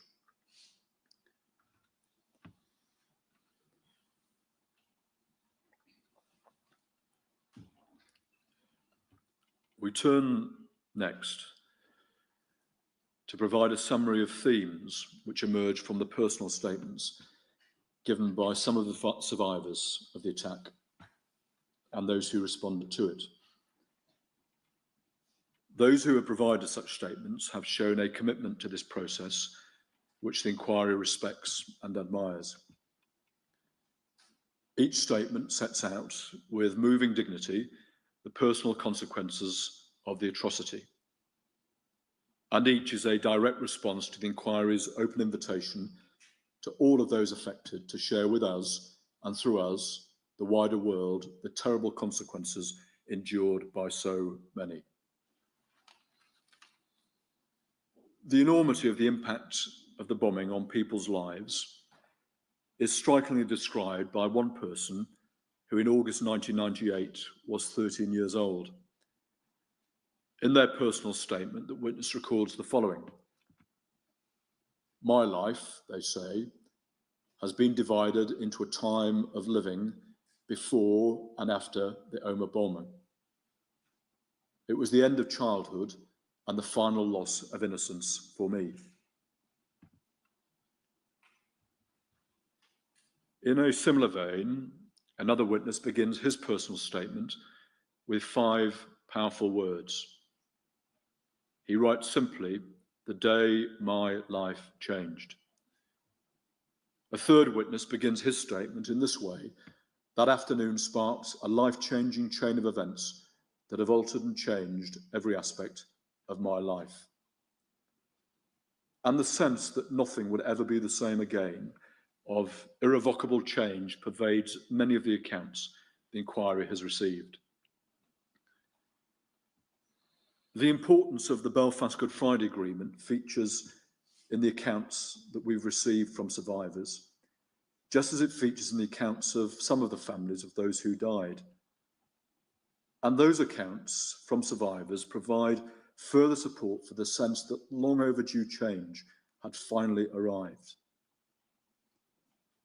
One witness captures the feelings of many when she says this: "The summer of 1998 held so much promise. After years of seeking a political peace process, it had come good and presented civic society with an agreement that gave structure to a democratic option to build a shared society and subsequently a shared future." Another witness, who was 19 years old at the date of the bombing, describes his feelings about that time. "For me, we were not the normal generation. I always felt we didn't get involved in all the politics beset to this country. We were lucky that we were the generation where the idea of being Catholic and Protestants did not matter." During August of 1998, there was held a week-long community festival throughout the Omagh district. Saturday, the 15th of August, was the festival finale, which was to include a carnival procession through the town centre. The floats were to start from Grange Park, about 10 minutes walk north of here, and not far from the Silver Birch Hotel, known to all of us in this room. The pen portrait and survivor evidence reveals that the community festival was not the only reason that some were in town that day. Those other reasons for people being there were and are typical for a Saturday across Northern Ireland and indeed across many other communities around the world. Some were there to work in the stores and cafes. Others were there to shop or to meet friends or partners. There was at least one group in the town planning to celebrate a birthday. People had gone to buy school uniform for the term ahead. And, as we've explained, one couple was there to buy shoes for a niece who was to be a flower girl at their wedding, an event that was planned to take place the following Saturday. And that flower girl was Breeda Devine, to whom we've referred already. Something which stands out in a number of people's memories is the weather, which aligned well with the sense of optimism and positivity felt by many, to which we've referred. The sun was shining, and in all, the day was ideal for a summer carnival in Omagh, writes one person. Another begins his personal statement with, "It was a lovely day. There was a calming quietness to the day." A third says, "I remember there was a great atmosphere in Omagh that day, mainly because of the fabulous weather, and there were many people in the town that day." A fourth records, "The weather was good, everything was good out in the street, and everyone was happy and joyful." And a fifth remembers, "The day had begun perfect. I vividly remember the weather being beautiful as the sun was out and having fun with my friends." But as everyone in this room knows, and everyone watching online knows, there came a time, following the receipt of what have been described as the bomb warnings, that police began to move people away from the courthouse, and with terrible consequences and unintended ones, towards where the bomb had been left. Many of those from whom we'll hear speak about becoming aware of the threat of a bomb. Some felt no sense of urgency or fear as people moved as directed. For many, there was a weary familiarity with a bomb threat, and for some, there was a skepticism that anything would come of it, particularly given the belief that Northern Ireland had entered a new and peaceful period. By contrast, the reaction of some of those present was that this time it felt different, and some described feeling uneasy. In the evidence that will be heard, there are several descriptions of the very moment of the detonation. It's described by those who experienced it as an almighty force, or an immense force. One witness says there was a flash and immense heat. Another experienced it as a powerful electric shock going through my body. One person says the blast of the bomb was so powerful that it made my whole body go limp and propelled me backwards out of my shoes that were left on the roadside as I was forced several feet backwards. Another, who was 8 at the time, said it felt like gravity had ceased to exist.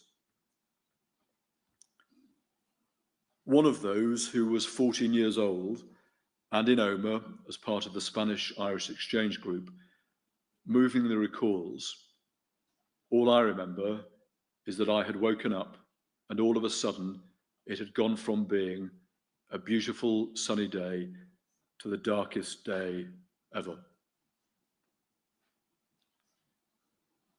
In terms of the immediate aftermath of the bombing, 2 clear themes emerge from the personal statements. The first is the devastation and carnage caused by the bomb. Phrases such as just terrible, mayhem, horrendous, unfolding chaos, and pandemonium are used. People recall the harrowing sounds, the smells, and a feeling of helplessness and terror. And more than one witness from whom we will hear describes it as being like a war scene or a war zone. The destructive power of the bomb was enormous, and its effects became apparent in the immediate aftermath. Water mains and power lines were severed. Alarms were sounding, debris, rubble, glass, and dust was scattered everywhere, and the air was filled with smoke. There was a crater. All of this and more is spoken about by those who were there. And of course, horrifically, there were people, so many people, who were knocked down or thrown from their feet by the explosion, injured, some terribly, and worse still, so many who had been killed.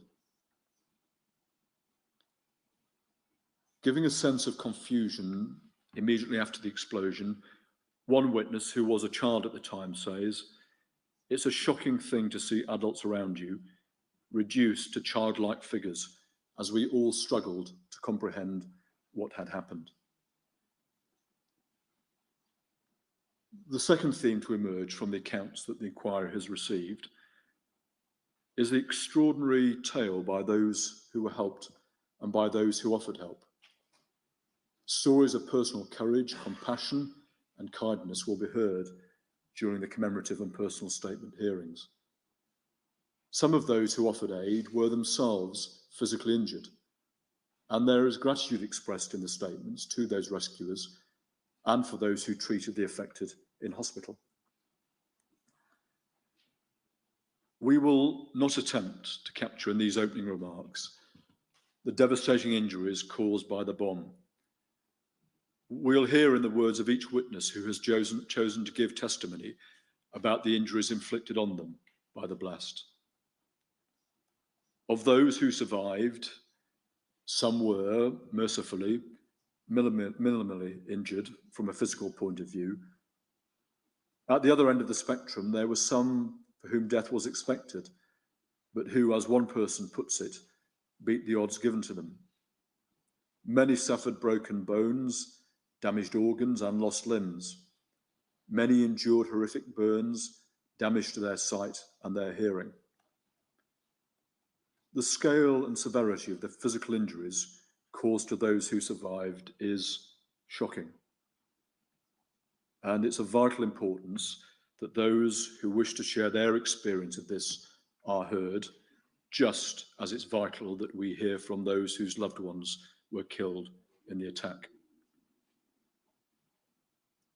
We will also hear from people who went to help. Some were members of the emergency services, Others were members of the public, motivated in those terrible and critical moments immediately after the explosion, only to help their fellow human beings. As we've said, some of them were injured themselves. In those seconds, minutes, and hours afterwards, there were very many occasions, as we have read in the statements, of the finest, bravest, and most selfless acts on the part of those involved in the rescue, evacuation, and care. The threat of a secondary device, that is to say, a second bomb aimed at killing emergency responders and others, was known and real. Despite this, people went to help those who needed it most. As we know, there were many people who tragically were beyond saving. But lives were saved that day by members of and visitors to this community who were prepared to risk themselves to help others. So, just as that day had shown the worst of humanity, so it showed some of the best. The enduring impact on those who survived and those who responded is laid bare across the breadth of personal statements which have been courageously submitted. And the inquiry is very grateful for the willingness to share deeply personal matters so that all those who were not there can better understand the terrible consequences to individual people. We will hear accounts from people who, as time passed, had to relearn physical movements and who had to endure multiple surgeries or other medical interventions over many years. We'll hear from people whose relationships were irretrievably damaged and children whose education was severely disrupted. We'll hear from people whose careers were brought short and from those whose dreams were shattered.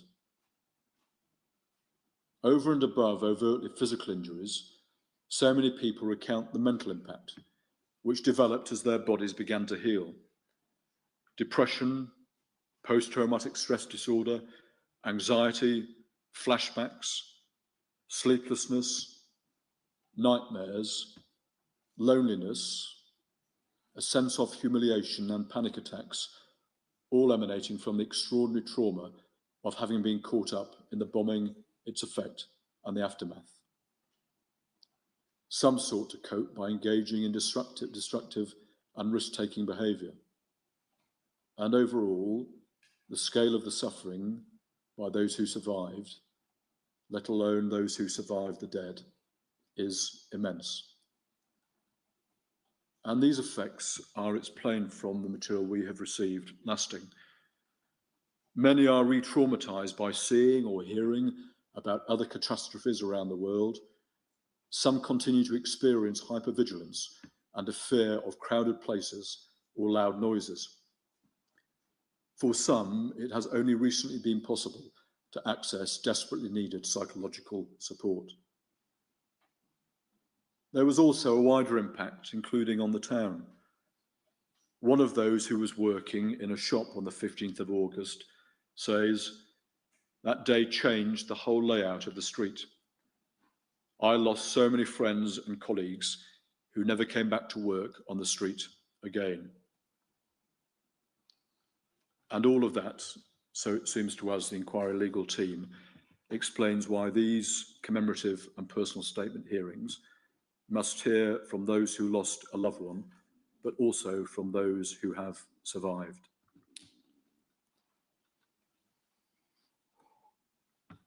So finally, we would wish to say this. Many of those who have submitted a personal statement, in common with the bereaved families, conclude their statements with references to this inquiry, stressing the importance of getting answers for them, for their loved ones, and for the wider community. They hope that the inquiry can give them those answers. And what we say about those understandable comments is this. This hearing, over the coming weeks, and upon which we are now embarking, forms a crucial part of the inquiry's unwavering commitment to provide those answers. We will listen, we will hear, and we will understand. And when we come to the questions the inquiry is charged with answering, we will get to the truth. We consider it appropriate to end these remarks with what is said by one of those who provided the inquiry with a personal statement. In what he says, he captures something of the warmth of this community here in Omagh and of the importance of peace and of hope. And the witness says this: "The aftermath of that day brought the people in Omagh together. Even now, the friendships I have are the same friendships I had back then. That day will be part of my life forever. I was lucky to survive, but the strength of the Omagh community and the wider public is a testament that I was part of a new generation. A generation that would not be deterred by terrorists and dragged back into the past. A generation that would look to the future. It is that part of the story that I will build on to create a better future for my children." And so that is what we wish to say by opening remarks for this vitally important commemorative and personal statement hearings. May we suggest at this stage that we take a short break of no more than 10 minutes, and then we will hear the first pen portrait. Thank you, Mr. Greenie. I'm most grateful to you for providing such an informative and deeply moving introduction to the work which this inquiry has been entrusted with. As you suggest, we'll now break briefly before hearing the first of the evidence. Thank you, sir.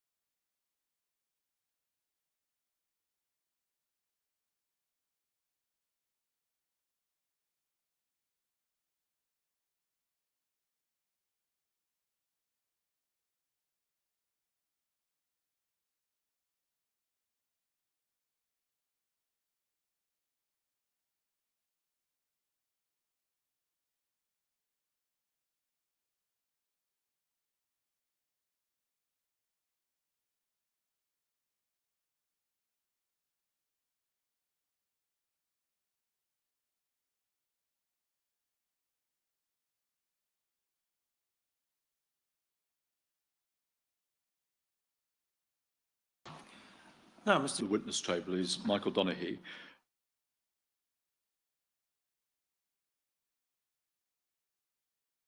Of Campbell family of boy. Thank you.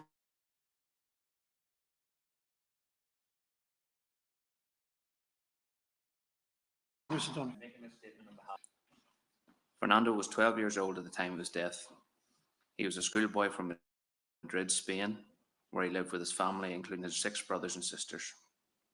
He was a good, happy, and generous child. He got along well with everyone easy. He had friends at school, in the neighbourhood, and in his group of mountaineers, with whom and where he carried out activities that made him grow as a person and as a Christian. When in his catechism group and asked what was important to him, his response was to reach heaven, pointing with an arrow upwards toward the word God.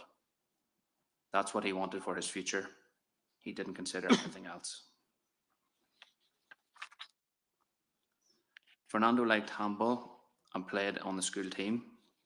He also liked to eat and enjoyed mealtimes a lot. His favourite dish was rice salad, and his family would playfully tease him about his choice. He was in the Republic of Ireland taking part in an exchange trip with children from Buncrana, Donegal. It was the second time Fernando had taken part in the exchange programme, and it was the second visit to Buncrana. On the 15th of August, Fernando was part of a day trip from Buncrana with 31 Spanish children and 10 local school children who were taking part in an organised activity as part of the exchange trip. The trip had already visited the Ulster American Folk Park and was in Omagh town centre to do some shopping before heading back to Buncrana. The children on the trip were gathered in the town centre, waiting for the area to be declared safe at the time of the explosion. Fernando was given a full military escort home to Madrid, where his funeral took place in a private chapel in southwest Madrid. Thank you, Mr. Donaghy. Would you be kind enough to convey my sincere gratitude to Fernando's family for allowing us to hear of his life and of the love and friendship which he shared with others? Mr. Greene. So thank you. The next pen portrait will be the pen portrait of Rocio Abad Ramos, and her sister Paloma is here in order to provide that pen portrait. There are some arrangements to put in place before that can be started, because the evidence will have to be given by the interpreter. And so can we suggest that it's appropriate to take our lunch break at this stage a little early, but nonetheless return at 2 p.m, please? Of course.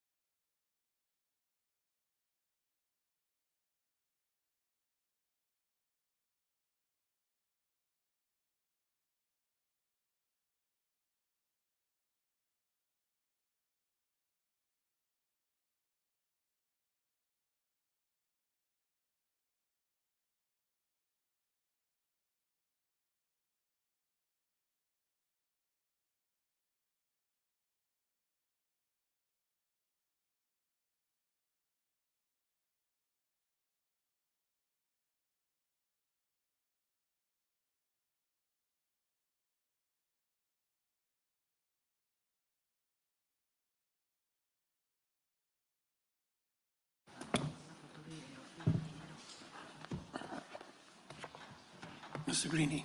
Thank you, sir. As I indicated before lunch, we're now going to hear from Paloma Abad-Ramos about her sister, Rocio.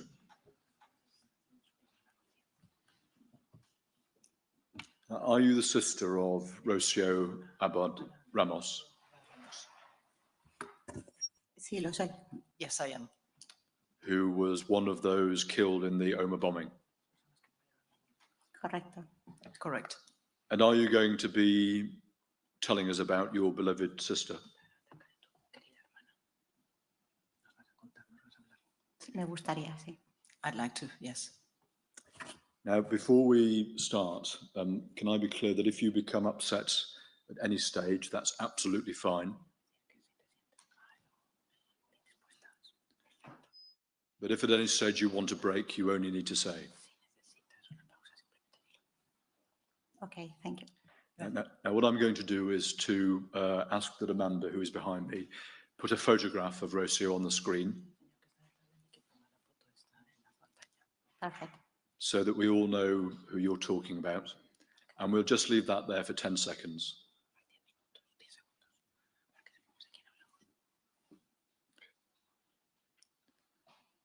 And I think we can take that down now. Thank you. Was Rocio born in June of 1975? Sí. Yes. En Madrid. Ujú. So that she was 23 years of age when she died. Sí. Yes, that's right. And was she one of 3 sisters? Correcto, sí. That's correct, yeah. So you obviously, but also another sister, Anna. Sí, mi hermana mayor es Ana. Yo soy la mediana, o era la mediana, y Rocío era la pequeña. Y ahora yo soy la pequeña. Ya no soy mediana. A mi hermana Rocío la llamábamos la Peque, que significa pequeña. Y Anna was the eldest sister. Then I would come in between, and then Rocío at that time. Now I am the youngest, of course. We used to call Rocío Peque, that means pequeña, because she was the youngest. And together with your mother and father, were you a very happy family of 5? sí, creo que sí. Yes. O sea, sí. I would say so, yeah. And you told us that you had a nickname in your family for Rocio, which was Peque. Sí, cariñosamente, la gente más cercana a Rocío la llamaban Peque, porque significa pequeña. Se lo llamaban así en la facultad, en la iglesia a la que iba, y sus amigas también de fútbol, y nosotros en casa. Yes, it was a term of endearment that the closest people used to call Rocío Peque. It was normally the name she received at faculty, at the university, at church, also called like that by the football mates or teammates. Now, I think it wasn't just a family of 5 because your mother and father also had brothers and sisters. Sí, por parte de mi padre, o sea, mi abuela, la madre de mi padre, eran 18 hermanos. Y por parte de mi madre eran 4 hermanos. Entonces, nosotras nos hemos criado siempre en un entorno familiar muy grande, con muchos tíos y muchos primos. Yes, on the family of my father, my grandmother had 18 children, so they were 18 siblings. On the family of my mother, there were 4 siblings, but that gives you an idea that our family environment was always with a lot of family members. And does that mean that you had some big family gatherings? Sí, sí. Por ejemplo, normalmente en Navidades nosotros nos reuníamos en casa de mi abuela, donde eran los 18, y era muy divertido. Nos juntábamos casi 36 personas, cantábamos villancicos, comíamos juntos, bueno, y por parte de mi madre solíamos ir a una casa que tenían a las afueras de la ciudad en verano. Yes, in fact, for example, in Christmas, we would go to my father's grandmother, my father's mother, so the grandmother on the father's side house, but the 18 siblings plus us, so we would be something like 36 members of the family being there, enjoying ourselves in Christmas, singing Christmas carols. And then also on the other side, I mean, my mother's side, they bought a house for summer, a summer house, so we would spend many summers there as well. At the large family gatherings, was Rocio a shy kind of person or outgoing? No, tímida nada. No era nada tímida. Bueno, ella era un poco tímida, pero no, ella era una persona muy extrovertida, muy alegre y de hecho era de las primeras que hacía bromas cuando llegábamos. No, she wasn't shy at all. She was very outgoing. In fact, I would call her extroverted, really, because this is the way she behaved. She would always be laughing and the first one to make a joke whenever it was the occasion raised. Yeah. And did the family regard her as a very special kind of person?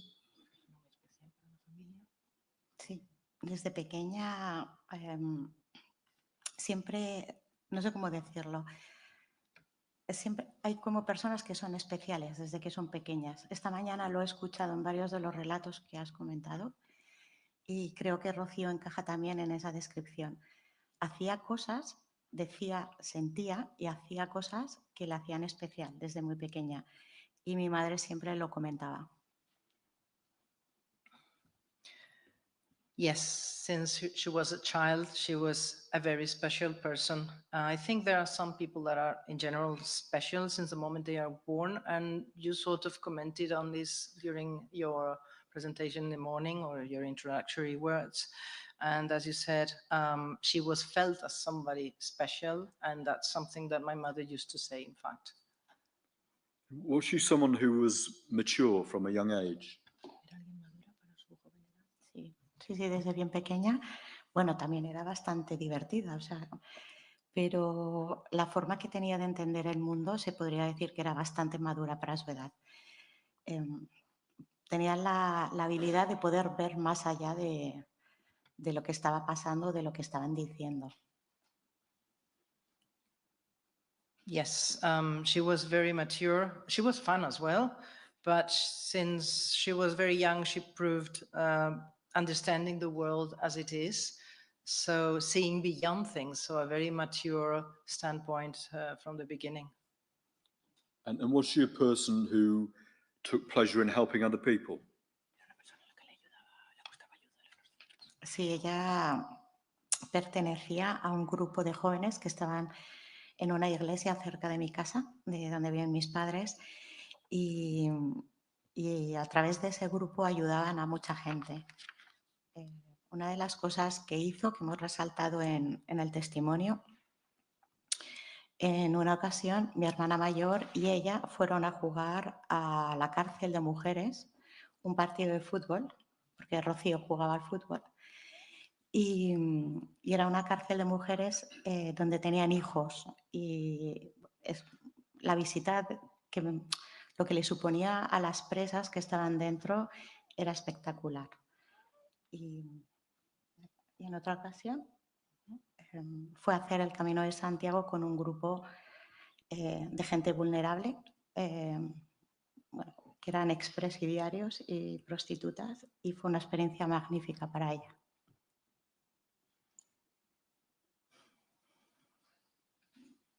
Mm-hmm. Yes, she belonged to a group of people, young people, that was very close to church. She used to help people. And one anecdote that I could share with you that appears in my statement is that, well, she used to play football, and she would go once to play a football match at a women's prison, women that were having children or some were pregnant, and just to help them. And also another anecdote is that she would do the Camino de Santiago, so the Saint Jacques, the pilgrimage way, Santiago, with vulnerable people, specifically ex-inmates and prostitutes. And I think when the football match was played in the Madrid women's prison, that Rocio had taken your sister Anna with her. También cuando se celebró este partido en la prisión se llevó a Ana, ¿no? Sí, sí, sí, es correcto. Era la primera vez que mi hermana mayor iba a un lugar como ese. Mi hermana Ana nos expresó que tuvo como, bueno, le impactó mucho el sitio y Rocío la acompañó para que esa experiencia fuera superhumana. Yes, that's correct. That was the first time my eldest sister Anna would go to such a place, and she felt very impacted, deeply impacted by the experience. And Rocío wanted to be with her so that this experience would turn more human to her. And the examples you've given, do they show that Rocio was a person who saw people for what they were and didn't judge them? Por la experiencia que tienes, ¿crees que ella veía a las personas como eran sin juzgarlas? Sí, así era ella, sí. Primero veía, o sea, ella solo veía a las personas y después veía las etiquetas, pero primero las personas. She was like that, yes. She tended to see people first and then the labels, but then the first thing was the person. So thank you for introducing us to Rocio. Gracias por hablarnos de Rocío y presentárnosla. And I'm next going to ask you about some specific times in her life and some specific things that she did. And first of all, I'm going to ask you about her trips to Ireland and her connection with Ireland.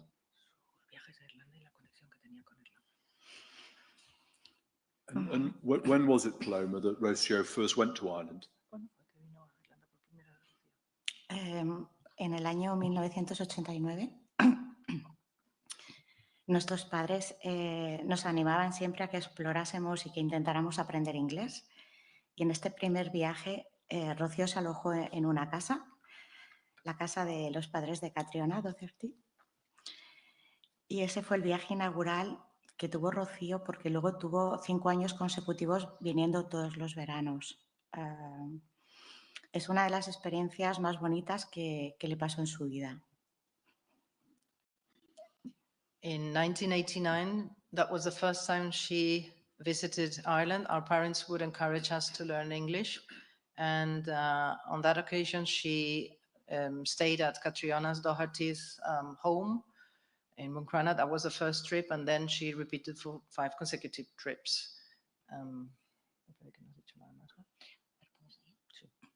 I will continue. Una de las cosas que más le despertó como su curiosidad fue la música de Phil Collins.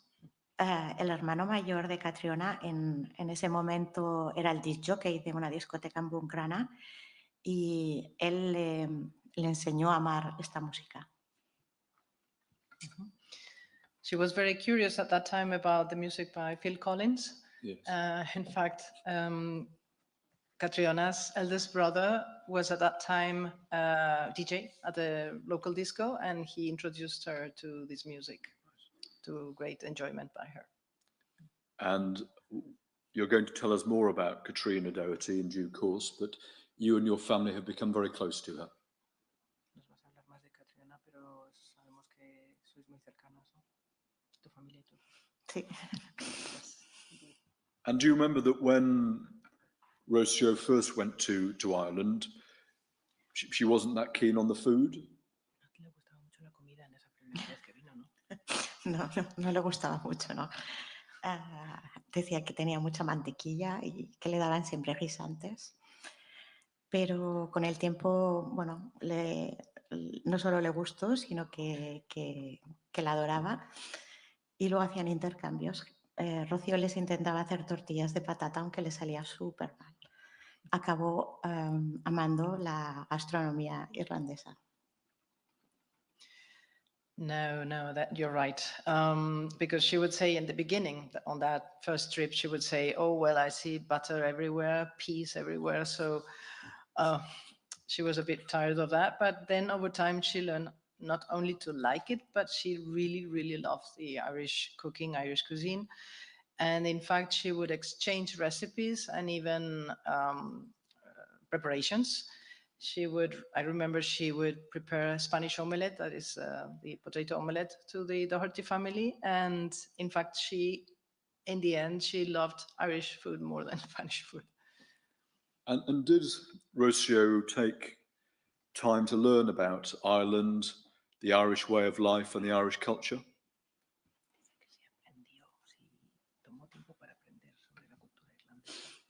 Sí, Rocío era una chica que se cuestionaba muchas cosas de la vida y de todo. Y ella intentó conocer más sobre todo lo que le rodeaba, ¿no?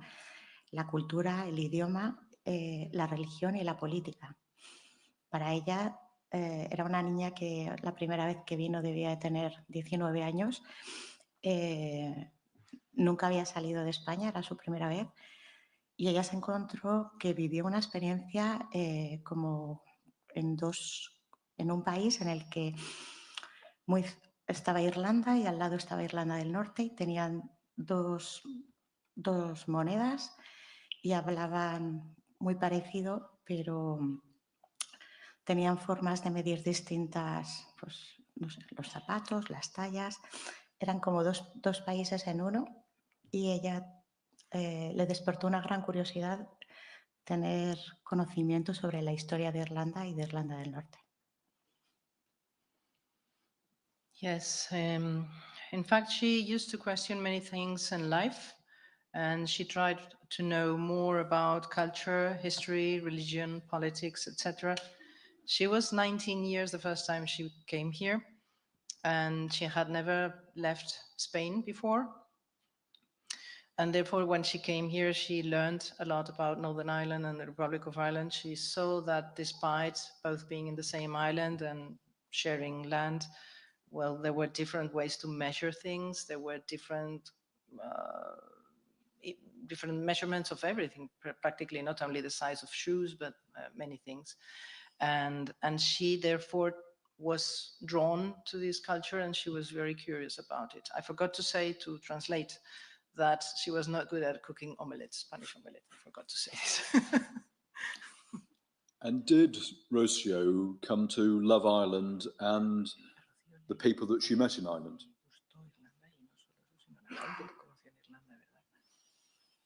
Sí, de hecho tiene una familia aquí, que es la familia de Catriona. Sí, ella amaba a Irlanda y a los irlandeses. Yes, in fact, she had a family here, Catriona Doherty's family. She loved Irish and the culture and the countries, yeah. So Paloma, I'm going to come back to Ireland again later. But next I'd like to ask you about Rocio and her involvement in sport. Okay. So if you're following this in your witness statement, I'm at the bottom of page 2 of the witness statement.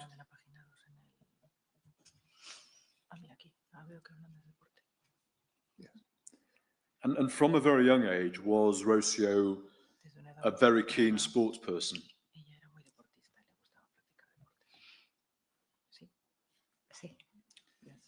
Did she start out as a gymnast? Empezó como gimnasta, ¿no? Bueno, más que como gimnasta, empezó a hacer gimnasia. Sí, no me acuerdo, quizás con 8 años empezó haciendo gimnasia deportiva, pero no era gimnasta, quiero decir que era como una actividad extraescolar. Y luego fue cuando pasó al atletismo. Y en el atletismo sí que alcanzó uno de los mayores logros, porque llegó a ser campeona de España de salto de longitud cuando tenía 18 años, después de 2 años súper intensos de entrenamiento. Well, she might have been 8 when she started with gymnastics, but I would not say she was a gymnast. She excelled at athleticism. Gymnastics was only some extra school hours activity, but later on she preferred athleticism, and well, she excelled there because she was a champion at length leap. Could that be? Long jump. Long jump, thank you. For 2 consecutive years. So she became the Spanish long jump champion when she was aged 18. Sí. Yes, that's it. But as well as being excellent at sport, was Rocio also a committed student? Tenía suerte porque era inteligente, entonces enseguida se le quedaba todo. No estudiaba mucho, pero aprobaba y con buenas notas. She was lucky because she was very smart. She was not the typical student that is always studying for hours. No, she was very lucky because of her intelligence. She could even have very good marks without studying a lot. And did Rocio always get very high grades? Sí. Yes. Durante el instituto. At high school, I would say middle school, let's say. Mm. And when she was 17, did Rocio graduate with honours, a very high grade? Sí, exacto. Cuando ella terminó los estudios secundarios, que tenía 17 años, sacó tan buenas notas que sacó la máxima nota que hay en España, que se dice matrícula de honor. Esto le permitía a ella entrar en una universidad pública de manera gratuita. No pagaba matrícula y no pagaba asignaturas. Yes, when she was 17, she finished her secondary school with such high grades that allowed her to apply for a scholarship, and she got it, and she didn't have to pay for the subjects or the registration or anything to study at university. And what did Rocio go on to study at university? Al principio, bueno, ella quería haber estudiado, no. A ella le hubiera gustado estudiar fisioterapia, pero finalmente estudió ciencias biológicas, que era otra facultad que también le gustaba mucho. No estudió, o sea, se decidió finalmente por biología, porque era una universidad pública, como les comentaba, y entonces mis padres no tendrían que pagar la matrícula. Sin embargo, si hubiera querido estudiar fisioterapia, tenía que haber entrado en una universidad privada. Mis padres le ofrecieron pagársela y ella lo rechazó. She would have liked to study physiotherapy. Instead, she studied biology because she liked it too. But I'm going to tell you why this change. As I was saying, her high grades allowed her to study for free at a public university where biology was being taught. However, to study physiology, she would have had to go to a private university where the scholarship wouldn't have been possible. My parents offered her to pay for her studies and go and study physiotherapy, but she rejected this idea and she said, no, I want to study biology for free.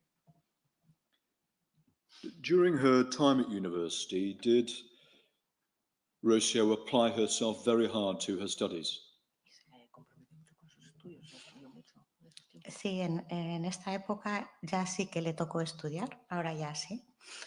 Y decidió, o sea, ella se dio cuenta que no podía hacer deporte al mismo nivel que estudiaba. Entonces decidió dejar de hacer deporte en un nivel profesional. Y se centró en los estudios para sacar la carrera de biología.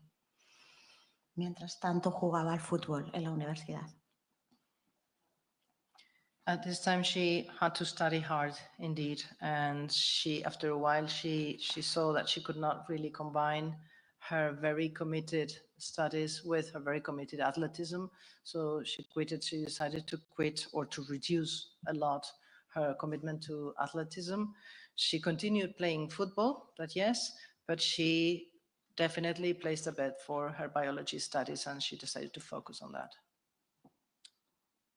But I think it's the position that we shouldn't imagine that Rocio only worked because she loved to dance and have fun with her friends. Sí. Ella, sí, sí, of course. Ella era muy divertida.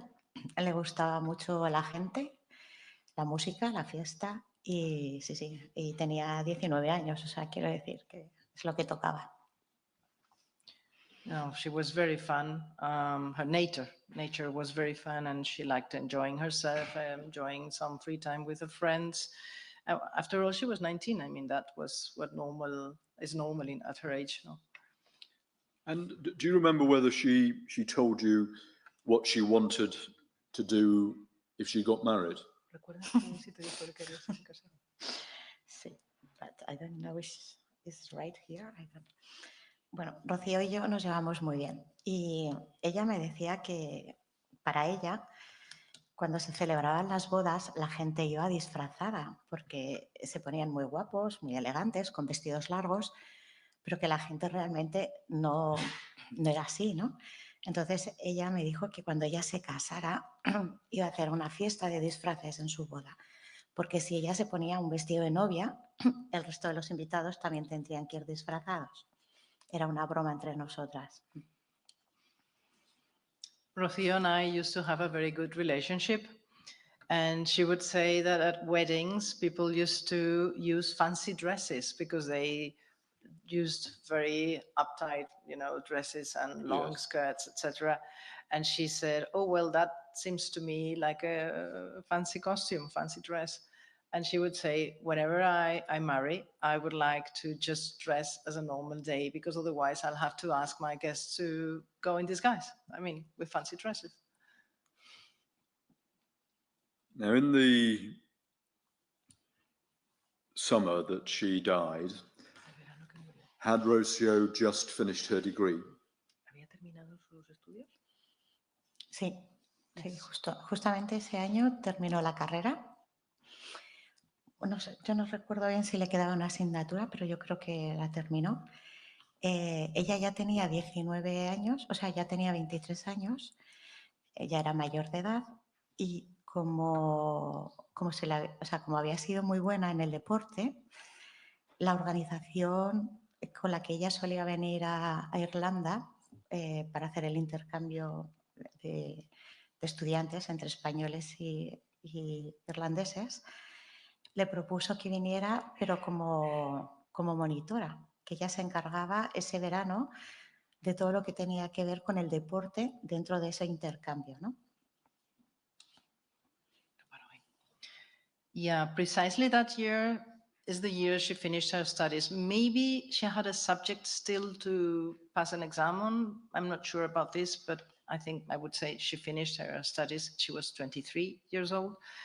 And as she was so good at sports, the organization she used to come with for the language exchanges here to Ireland as a student suggested she could come as a team leader or something like occupying a different position, let's say. Ella acababa de graduarse en junio y graduated in June. Sí, y tenía la aspiración de ser profesora, de impartir la asignatura de biología en un colegio. And she had this aspiration to become a biology teacher, to just teach students at a school, for example, on biology. And I hope this isn't going to upset you, but what you say in your witness statement is that by 1998, Rocio's life was full of hope. Sí, sí, sí. Era un momento en el que, bueno, yo creo que para todos los seres humanos es un cambio vital súper fuerte. Es cuando terminas la época universitaria y vas a comenzar tu época de adulta y tienes tu mente llena de planes, ¿no? de expectativas que quieres vivir. Yes, I think that for everyone, this is a moment where you change your life. I mean, you stop being a student at university and you start your life as an adult, starting to work. And you've mentioned the trip to Ireland, and that this time Rocio was selected to go back as a team leader on the exchange trip. And was she excited about the trip? Sí, mucho. Estaba súper emocionada. Le daba un poco de miedo por la responsabilidad que suponía estar al cargo de tantos niños.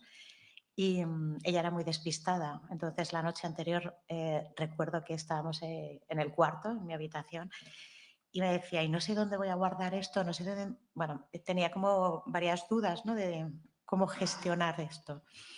Y entonces yo le di un chaleco, una prenda de ropa, que tiene muchos bolsillos, y entonces estuvimos entre las dos decidiendo en cada bolsillo qué era lo que tenía que meter, ¿no?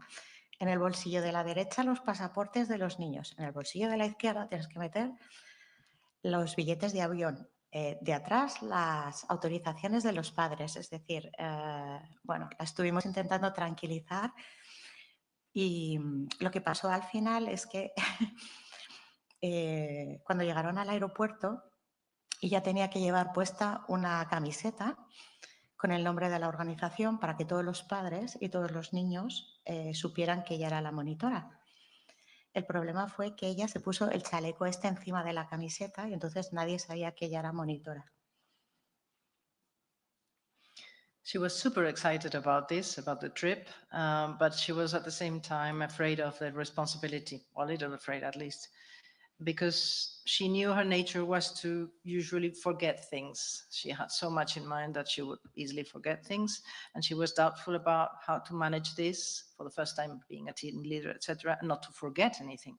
So I remember the previous night before departing, she would use a vest that I gave her, with many pockets. And I was telling her where to put the passport, the children's passport, or any other documents or whatever in different pockets.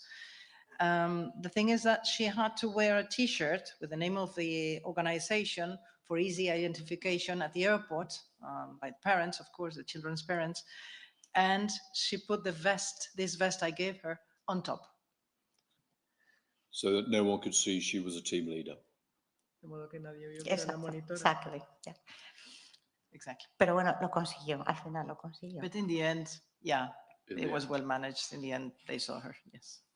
And so I'm just going to read a paragraph of your statement to you. And what you say is, our parents had left Rocio at the airport. She was so excited to be going on the trip. And having just finished her studies, she had a world of possibilities ahead of her.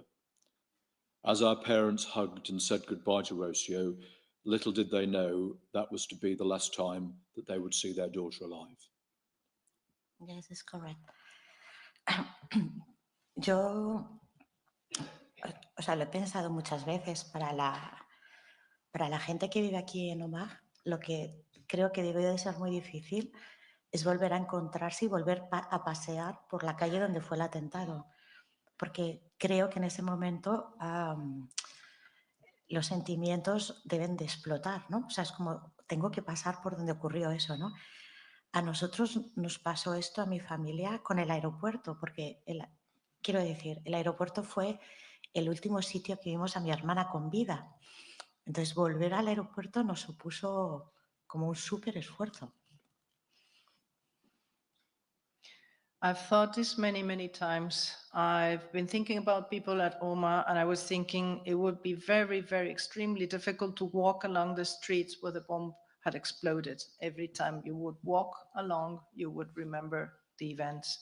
Well, this happened to us at the airport. I mean, the airport was the Market Street, or the place where in Omagh exploded the bomb, where that was the last place where we saw Rocio alive. Now, Paloma, I'm going to ask you next about the 15th of August, 1998.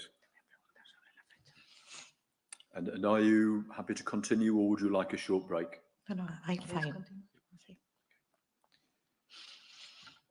On the 15th of August, were you and Anna on holidays, but in different places in Spain? Ujú.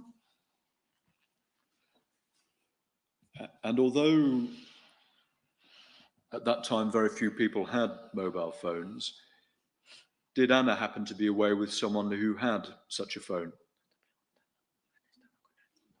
Yes, yes. Así.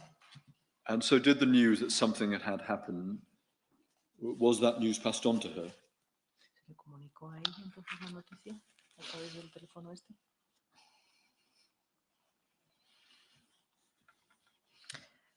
Sí, Ana tiene mi hermana mayor, Ana, tiene un amigo que en esa época tenía teléfono móvil.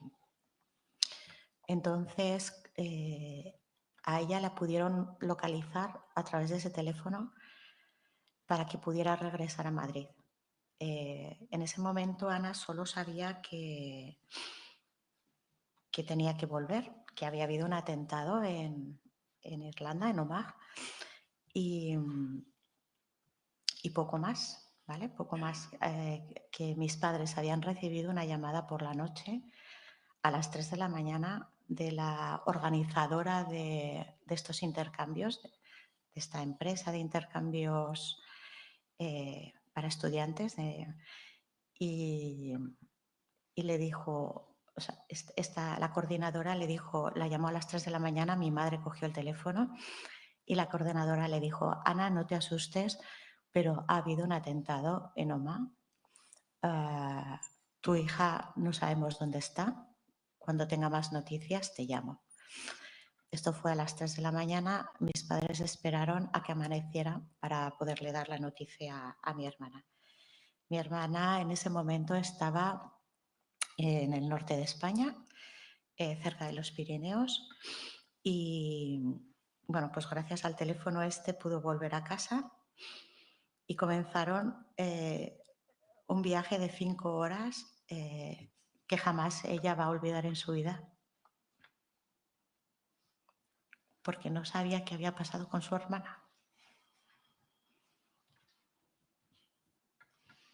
Anna, my eldest sister, had a friend who at that time had a mobile phone. She received this call and she only knew that she had to come back, but she didn't know anything else. When the bomb in Omagh took place, my parents received a call. It was more or less 3 a.m. from the organization coordinator through which Rocio had gone to Ireland, or had come to Ireland. And the organization, the coordinator, sorry, was telling my mother, who's also called Anna, please don't be afraid. We don't know where your daughter is. My parents waited until dawn to give the news to Anna. She was at that time in the Pyrenees enjoying some holidays. And as she didn't know exactly what had happened, because my parents only told her something has happened in Omagh, a bomb, but we don't know where your sister is. Those 5 hours that she took from the Pyrenees to Madrid, back to Madrid, without knowing what had happened with Anna, were the 5 most difficult hours in her life. Puso la radio del coche. Ella iban varios amigos en el mismo coche, pusieron la radio y ella siempre recordará que a la altura de una ciudad que hay en España que se llama Zaragoza, fue escuchando la enumeración de las víctimas y de los heridos.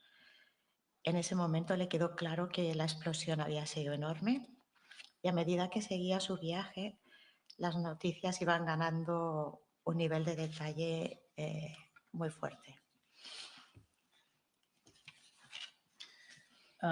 When she was coming from the Pyrenees, she was not coming alone. She had friends at the car and in the car, and they turned on the radio.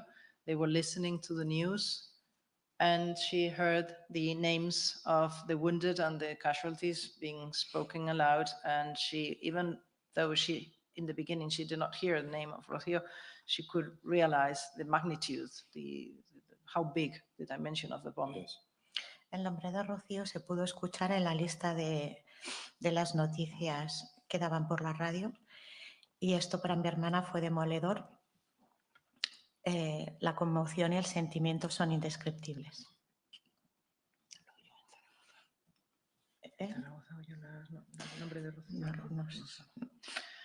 More or less close to Zaragoza, a city in Spain, she was listening to the names of the wounded and the casualties, and she heard suddenly the name of Rocío in the list on the radio. Llegó destrozada a nuestra casa de Madrid.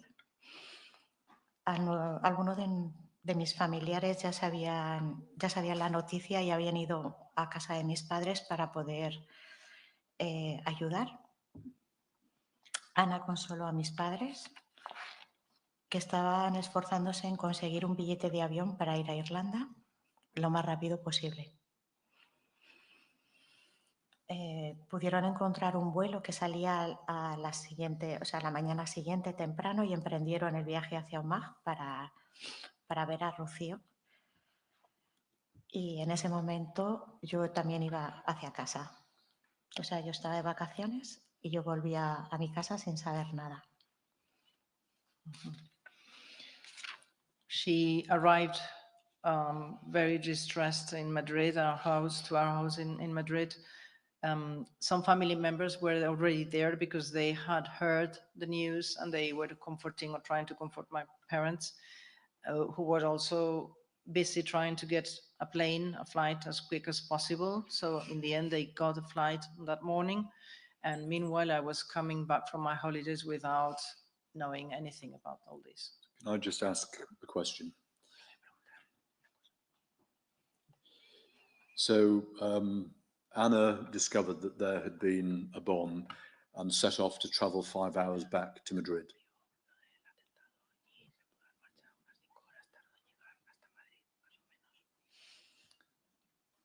Sí. And on the way, she heard over the radio that Rocío had died. Sí, correcto. Lo escuchó en la radio, en el coche. Yes, that's correct. She heard it on the radio in the car. And I think you have felt very deeply how awful that experience was for Anna.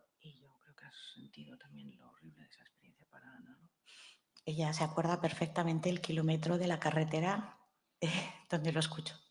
She remembers perfectly the specific kilometer of the road when she heard the name of Rocío. And you, Paloma, were traveling back yourself from your holiday? ¿Y tú volvías también de tus vacaciones? Yes, that's correct. And when you arrived home, did your sister Anna have to tell you that Rocío had died? Sí. Yo no tenía un amigo con teléfono. No, y mi cumpleaños es el día 17 de agosto y el día 15 de agosto es mi santo. Entonces yo regresaba de mis vacaciones en esa fecha, el día 16 de agosto.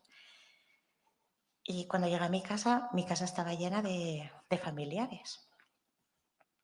Y yo pensaba que me iban a hacer una fiesta sorpresa. Pero la sorpresa me la llevé yo. Mis padres ya se habían ido a Irlanda y, digamos, fue mi hermana la que me dio la noticia. Ella fue la que en ese momento, ¿cómo decirlo? Asumió el rol de padre. I didn't have a friend with a mobile phone at that time. So as my birthday was on the 17th that month and my patron saint on the 15th, I was returning. And when I saw the house full of family members, I thought, oh, they are organizing a surprise for me. And well, the surprise, it was me who had the surprise because my parents had gone to Ireland already.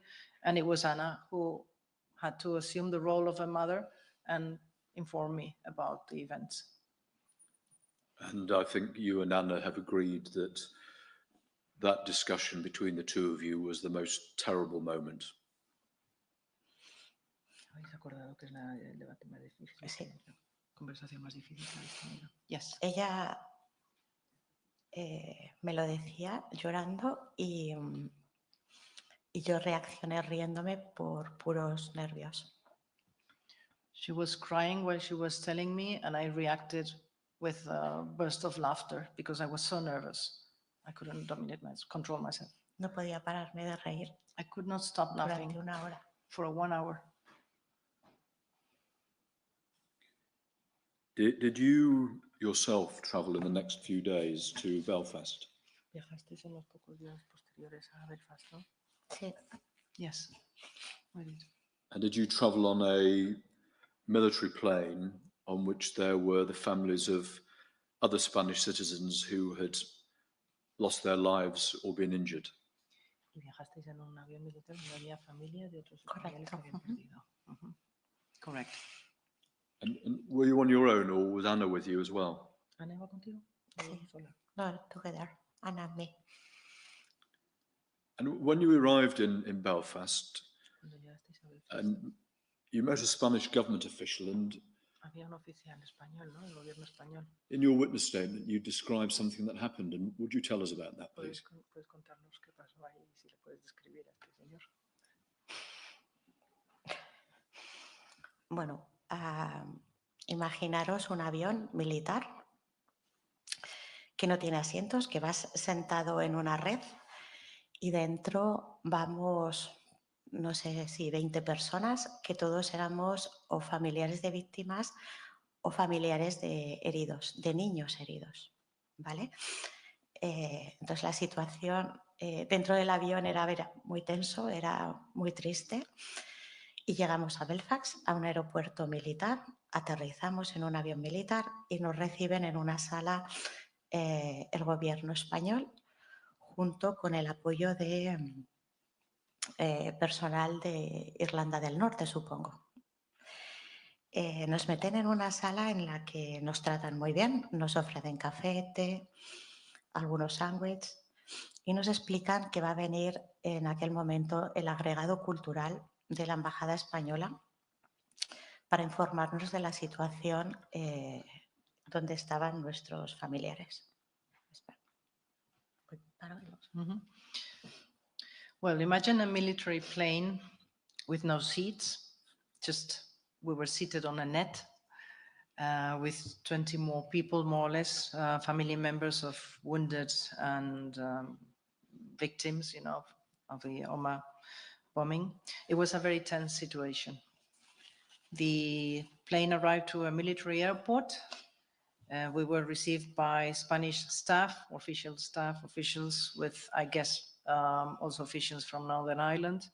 We were very well treated. We were offered coffee and tea, and then we were told that the cultural attaché was going to come. En ese momento entró el agregado cultural y él iba leyendo el nombre de los niños españoles y decían en qué hospital estaba, ¿no? Pero se confundía todo el rato. Él decía un nombre y luego lo echaba para atrás. Este está aquí en este hospital, no, está en este, no es este niño, es el otro niño.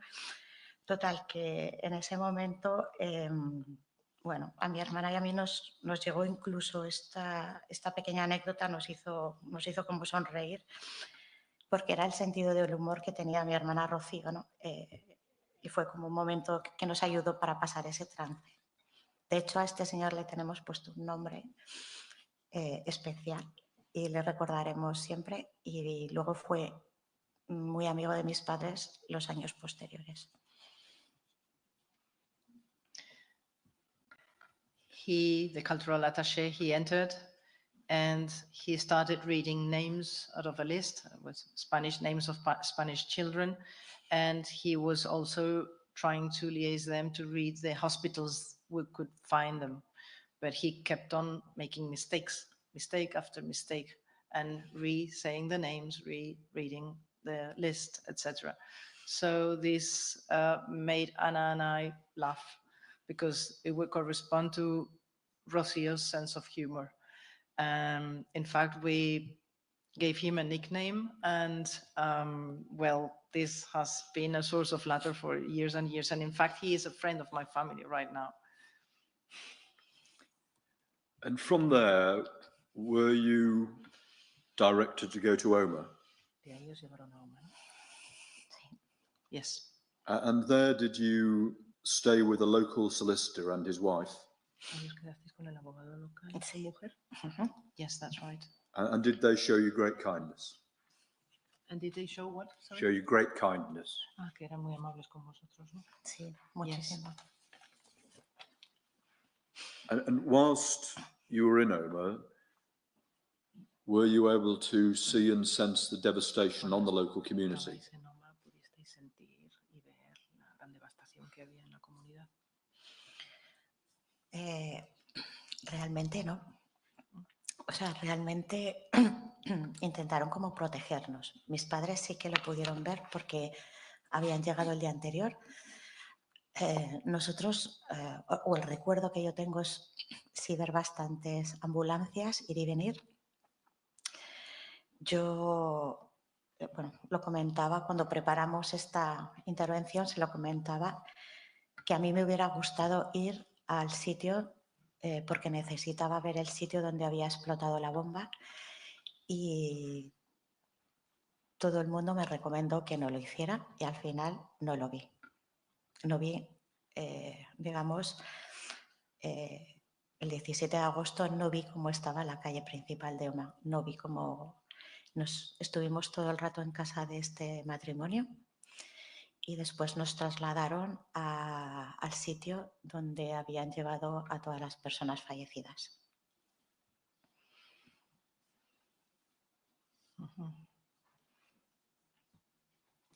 Not really. They tried to protect us, so we didn't really see it. My parents did see the devastation. They saw this because they had come on the previous day.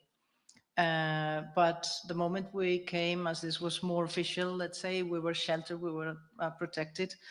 And I kept on saying I needed to go to the place and see where the bomb had exploded. I wanted to go, but they recommended me not to go, definitely not to go. So in the end, on the 17th of August, I didn't see the place.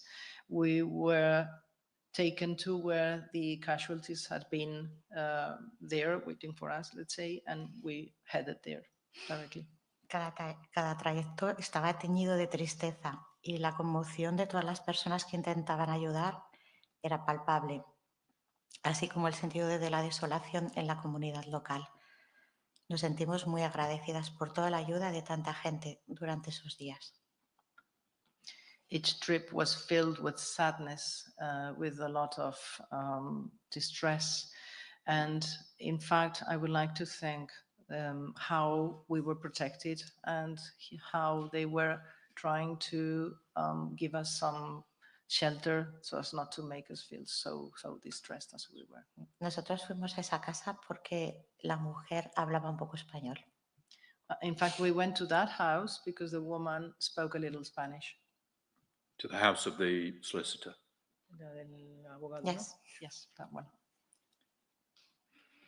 Now, I'm going to ask you next about the identification of Rocio's body by your mother and father, and then about the occasion when you saw her yourself. Es un momento que no se me va a olvidar en mi vida. That's a moment that I'll never forget in my life. Llegamos a un sitio, mis recuerdos es que llegamos a un sitio que era como si fuera un polideportivo, había muchísima gente. Nos llevaron directamente a la sala en donde estaba Rocío. Mis padres sí que la habían visto el día anterior y nos dijeron que la habían visto súper guapa. Y nosotros cuando llegamos, cuando la vieron mis padres, mi padre le dio un beso en la frente y estaba delante el embajador de España y nos dijo que nunca había visto como tanto amor en un beso y fue una frase que se nos quedó grabada. ¿Paro y sigo? Vale, sí. Vale, gracias. My memory is that we arrived to a place like a big sports room. There was a lot of people. My parents had been there on the previous day, and they saw Rocío before us, and they said, "Oh, she was very pretty." My father, in fact, kissed her on the forehead, and in front of him was the ambassador of Spain, and he said, "I've never seen so much love in a kiss." Al día siguiente volvimos, o sea, que es cuando ya Ana y yo ya habíamos llegado y fuimos los 4, porque el beso mi padre se lo dio en el hospital, no se lo dio en este sitio, ¿vale? La morgue. Entonces ahora los 4 nos llevaron en una furgoneta hacia la morgue. Y bueno, lo que os voy a contar para mí fue súper impactante. Yo vi a mi hermana tumbada encima de la cama y la veía a la cara. Y entonces quería hacer una oración y la quería coger del pie. Tenía una sábana puesta por encima y yo la quería coger del pie como para hacer una oración junta. Y cuando puse la mano encima vi que estaba vacío, que no había nada, y la sábana estaba vacía. Subí la mano a la rodilla, estaba vacío. Estaba vacío, estaba vacío, estaba vacío, hasta que llegué a la cabeza. Entonces, en ese momento me di cuenta que mi hermana solo era un trozo de cabeza. No había cuerpo, no había brazos, no había piernas. Me impactó muchísimo. Es lo que, o sea, esa imagen no se me va a olvidar nunca. Y también pensé en ese momento, o sea, y desde aquí aprovecho para agradecer a la persona que la encontró y la recuperó para que nosotros pudiéramos despedirnos de ella, porque eso para esa persona tiene que ser súper fuerte, muy impactante.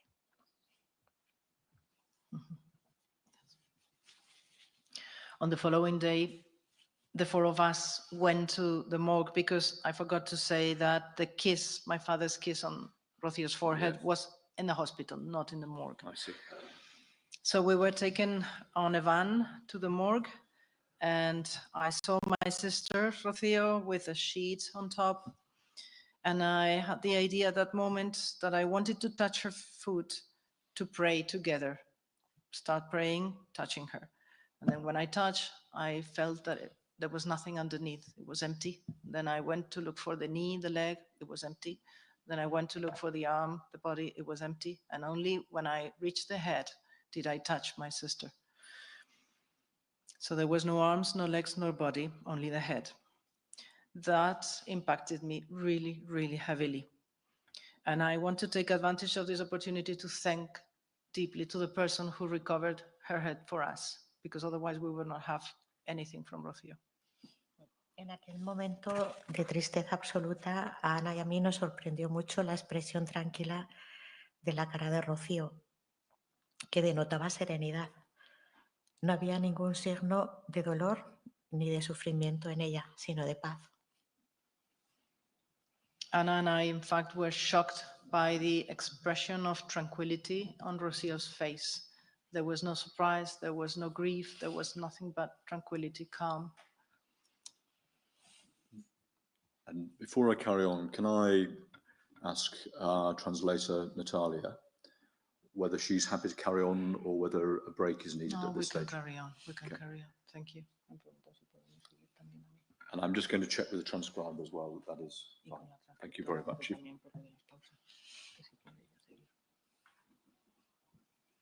And did you travel back with Rocio in her coffin to Spain? Yes. And was that a military plane? ¿Fue un avión militar también? Sí, de nuevo fue un avión militar. Hicimos el camino a la inversa, desde el aeropuerto militar de Belfast hasta el aeropuerto militar en Madrid. Era un avión militar, de nuevo no había asientos, solo había redes como los paracaidistas. En la parte de atrás del avión iban el ataúd de Fernando y el de Rocío, y a los lados íbamos sentados los familiares. En este caso iba mi padre, mi madre, mi hermana y yo, y luego iban los padres de Fernando, el padre y la madre y el abuelo. Bueno, como anécdota, comentaros que en ese avión militar viajaba con nosotros también un médico, por si necesitábamos en algún momento ayuda o por si nos entraba el pánico para podernos calmar. Y espero para...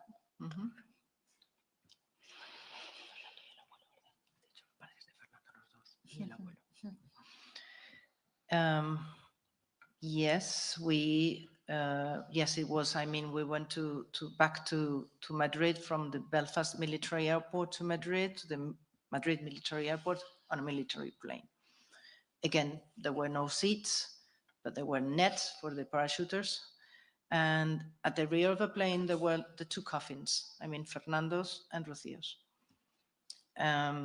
My parents, Ana and I, were on one side, and Fernando's parents and his grandfather were on the opposite side. And there was on that plane, there was also a doctor to help us in case we needed assistance or we entered into panic or whatever. And in your statement, you say, during that flight, I remember hugging Rocío's coffin. Sí. Los ataúdes, como os contaba, estaban en la parte de atrás del avión y en un momento dado yo me levanté y quise sentir, a ver si podía sentir a mi hermana Rocío su energía para despedirme. Y entonces abracé el ataúd y al lado estaba el padre de Fernando y bueno, ellos son católicos, nosotros también somos católicos y en la Biblia, en el Evangelio, hay una parte que es como que resucita a Lázaro, no sé si lo conocéis. Y estuvimos hablando sobre la resurrección y si eso existía y si era de verdad y que por qué en este caso no se hacía. Bueno, fue muy fuerte, muy bonito.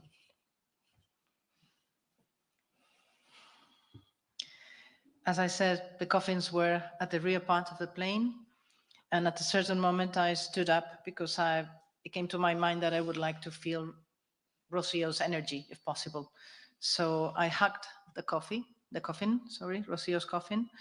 You have to think that we are Catholics. Also, Fernando's family are very Catholics. And the grandfather was in front of me, seeing me doing this. And we started a conversation speaking about Lazarus' resurrection and whether resurrection existed as a fact and why not here, you know. And was that conversation a very special moment for you? Yes, of course. Now, back in Spain, were you met with a military procession and by a display by the Spanish government to mark the severity and devastation of what had happened? Sí. Cuando el avión aterrizó en Madrid, los medios de comunicación en agosto en España, todo el mundo está de vacaciones. No hay parlamento, no hay bancos, no hay noticias. Entonces, esto en aquel momento era la noticia. Por la importancia política, por el alcance tan grande de destrucción y porque habían sido sobre todo niños españoles los que habían fallecido. Entonces esto trascendió por supuesto a los medios de comunicación y cuando llegamos y aterrizó el avión, digamos que tuvieron, yo creo que debieron como honores militares. Los ataúdes iban con las banderas de España por encima, hicieron un pasillo, los soldados ponían sus armas como en puente, disparaban las salvas. Un poco impresionante, la verdad es que sí, sobre todo con el nivel emocional que teníamos nosotros. Todo preparado por el gobierno.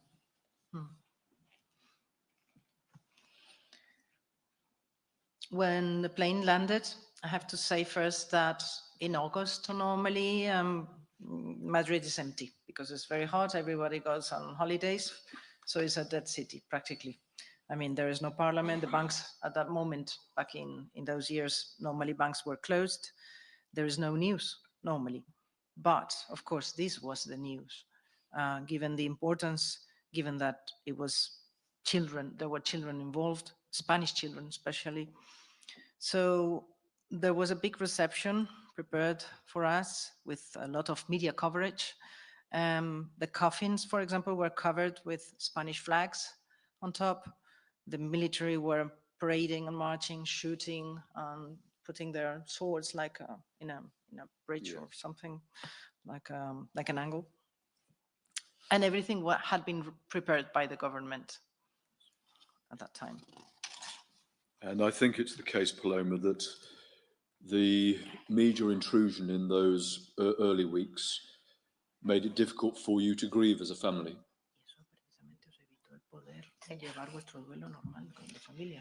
Estábamos en shock. No habían pasado ni 3 días, nos acababan de decir que mi hermana había fallecido en un atentado terrorista en Irlanda, que era como, o sea, ¿qué es esto? Y todo el dolor que teníamos dentro no lo podíamos procesar porque los medios de comunicación todo el rato llamaban, nos avasallaban, nos seguían con las cámaras, nos querían hacer entrevistas. Bueno, no os he contado que cuando salió del aeropuerto militar directamente fue al tanatorio, a uno de los tanatorios que hay en Madrid. Y aquello, cuando llegamos nosotros, parecía la final de la Champions, estaba lleno de periodistas. No encontrábamos ni siquiera, bueno, cuál era el sitio. Estoy exagerando un poco, pero fue muy heavy, sí. Fue bastante duro. No pudimos llorar la muerte de mi hermana y nuestro duelo se convirtió en algo público que ni queríamos ni podíamos soportarlo. In fact, we were in shock. Think that just 3 days before, we learned that our sister had been killed in a bombing, terrorist bombing in Ireland. So for us, it was mind-blowing, really. And we were not able to cope with this, to grieve, to deal with our own pain because of all this media coverage and all being surrounded by people at all times. I forgot to say that we went to a funeral parlor directly from the military airport. We were directed to a funeral parlor, or the morgue in Madrid, and it looked as if it were the final of the champions, really, because there were so many people. I could say that our grief had been made public. We were assaulted at any time. We were interviewed or tried to be interviewed, and we were not left in peace. Rocío y Fernando tuvieron un funeral conjunto que lo organizó el gobierno español. Los políticos y los altos cargos políticos en aquel momento en España, incluyendo la hija del rey, acudieron al funeral. Pero a nosotros eso no nos parecía un funeral para Rocío.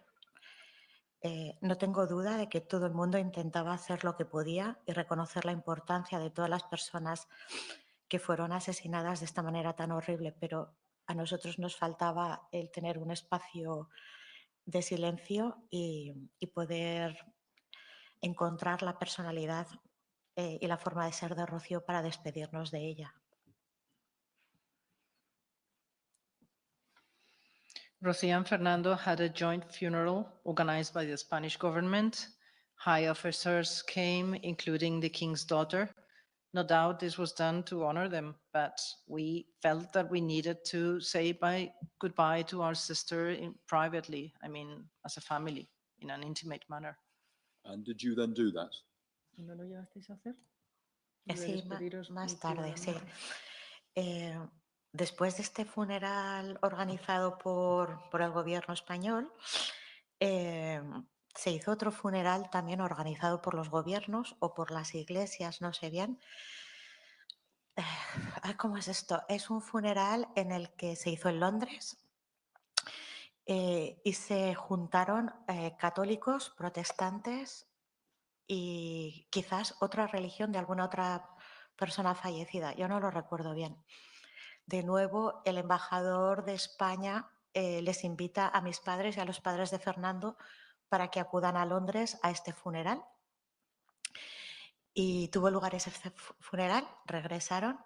A partir de ese momento fue cuando mi madre dijo, yo necesito poder despedirme de mi hija en la intimidad, no quiero más funerales de Estado, no quiero más gobiernos, no quiero más prensa, quiero tener a mi hija y despedirme de ella.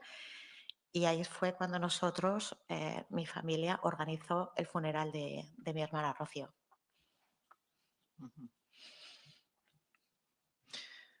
Yeah, later we could do that.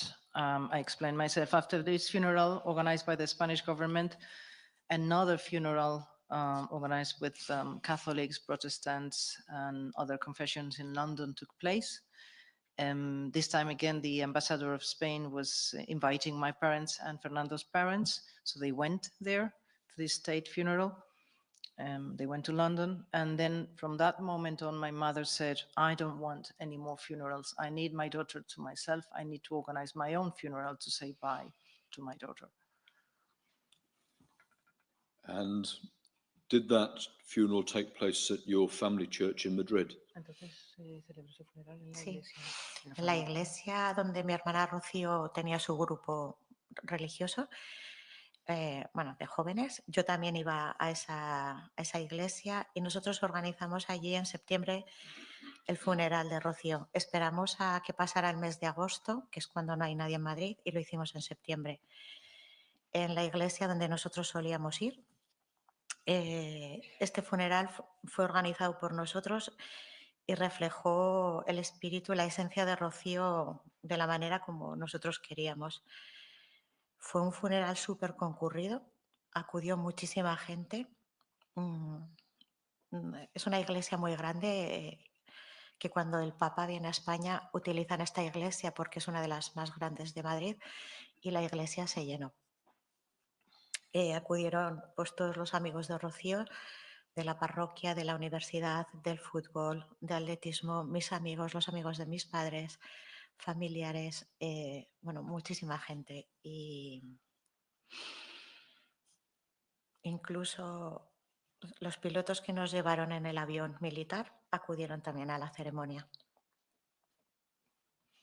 Fue precioso y fue durísimo. Mi madre habló al final dando las gracias a todo el mundo, sin llorar, y para mí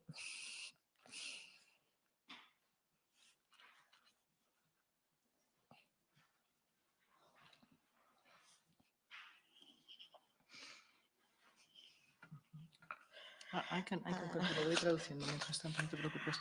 Para mí este hecho demuestra que es una mujer súper fuerte y la admiro mucho por ello.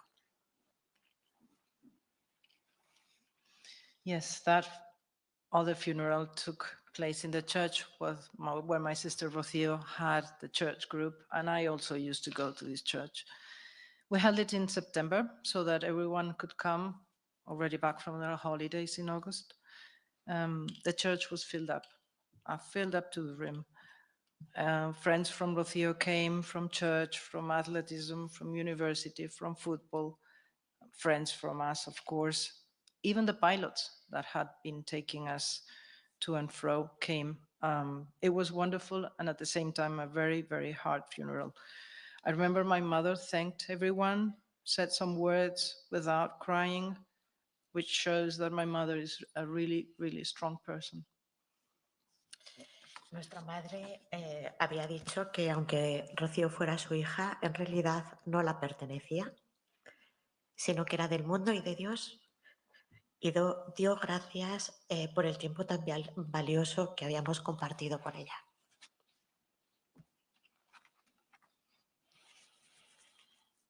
My mother used to say that, and said at that very moment, although Rocío was her daughter, Rocío did not belong to her. She belonged to the world and she belonged to God. And she thanked God for the time that she was able to share with Rocío on earth. And in the months that followed, did you receive many, many letters from people around the world expressing their sorrow for what had happened.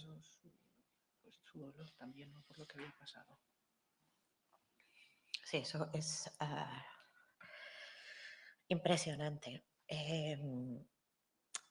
Nosotros recibimos cartas de todas partes, de Irlanda, de Gran Bretaña, de Irlanda del Norte, de toda España.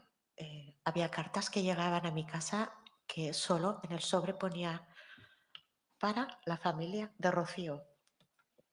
Cartas que venían desde Inglaterra, que mandas a España y que en el sobre tú solo pones para la familia de Rocío. Imagínate la cantidad de Rocíos que hay en España.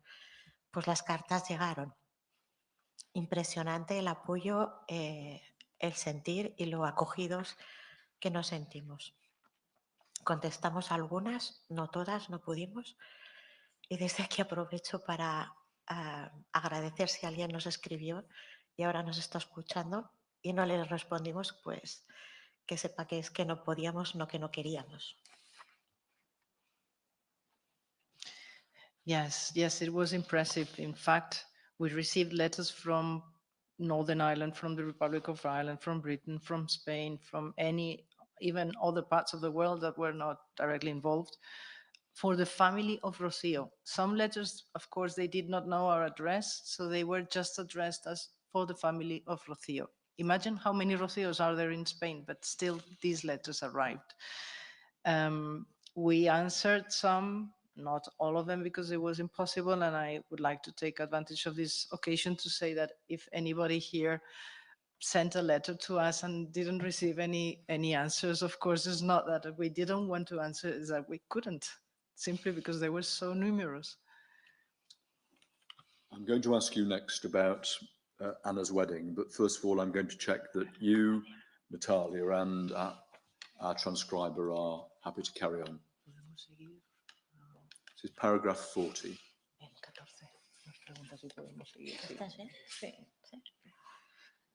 Is everyone happy to carry on? Yes. And Natalia, you Yes, are? yes, Thank you. Principal. Thank you. So, was your sister Anna already engaged at the time of the bomb with her wedding planned for November?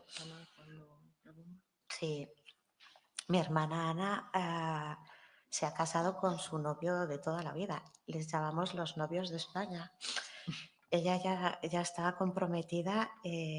Rocío murió en agosto y la boda de mi hermana fue en noviembre y decidieron que no la anulaban, sino que lo hacían. Mi hermana Rocío se llevaba súper bien con Javier, el marido de mi hermana. Eran grandes, se entendían muy bien, eran grandes amigos. ¿Voy muy rápido? No, Vale.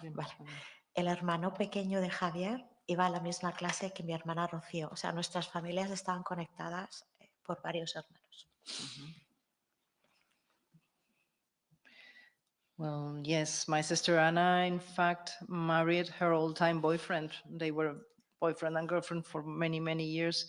And despite these events taking place or having taken place in August, they decided to carry on with their wedding, which was going to take place in November. It wasn't cancelled, so they married in November. Javier, my brother-in-law, so Anna's husband, and Rocío were very, very good friends. In fact, Javier's younger brother was in the same class as Rocío. So our families have been connected through different links, as you can see. Yes. En esa boda, pues estuvimos todos de acuerdo en seguir adelante. El sentido del humor de Rocío de nuevo nos ayudó mucho. Bromeamos en la despedida de soltera de mi hermana. El día de la boda fue maravilloso y la gente que vino nos lo hizo vivir así. Las dos, tanto mi hermana Ana como yo, estamos convencidas de que Rocío nos estaba viendo ese día y asegurándose de que todo saliera bien. At that wedding, we enjoyed ourselves very much. In fact, Rocío's sense of humor was very present at all times, and it was a wonderful and marvelous wedding. Anna and I are convinced that Rocío was taking care of everything wherever she was so that the wedding would be successful and very, very pretty. And was Anna's wedding, sadly, the first of many moments that Rocio missed out on? Sí, exacto. Exactly. Era el primer momento importante de la familia que Rocío se lo perdía. Ella ya tenía su traje de disfraces. A partir de ahí ella se perdió pues fiestas familiares, el nacimiento de los hijos de Ana, de mis hijos, los cumpleaños, las navidades, pues todas las reuniones perderían energía y las aportaciones de nuestra hermana. Mi hermana Ana a su hija mayor le puso de nombre Rocío.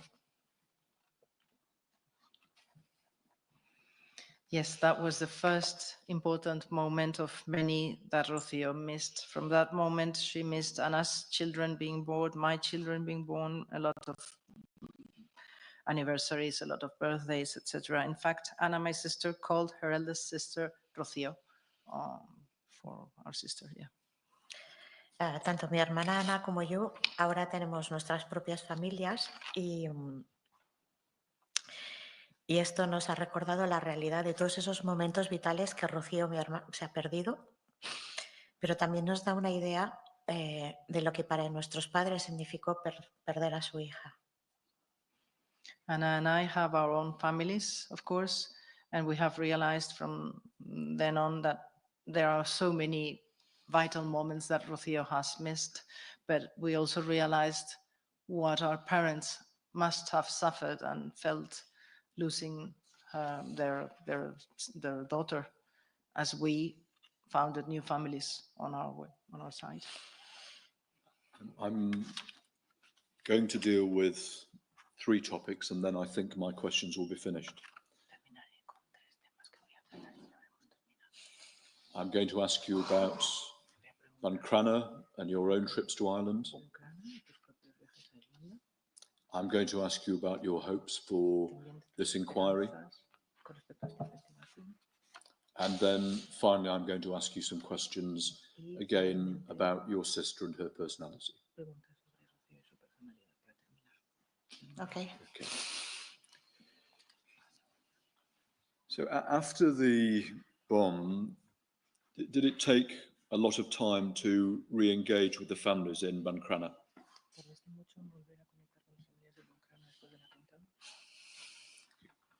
Sí, ¿no? Yes.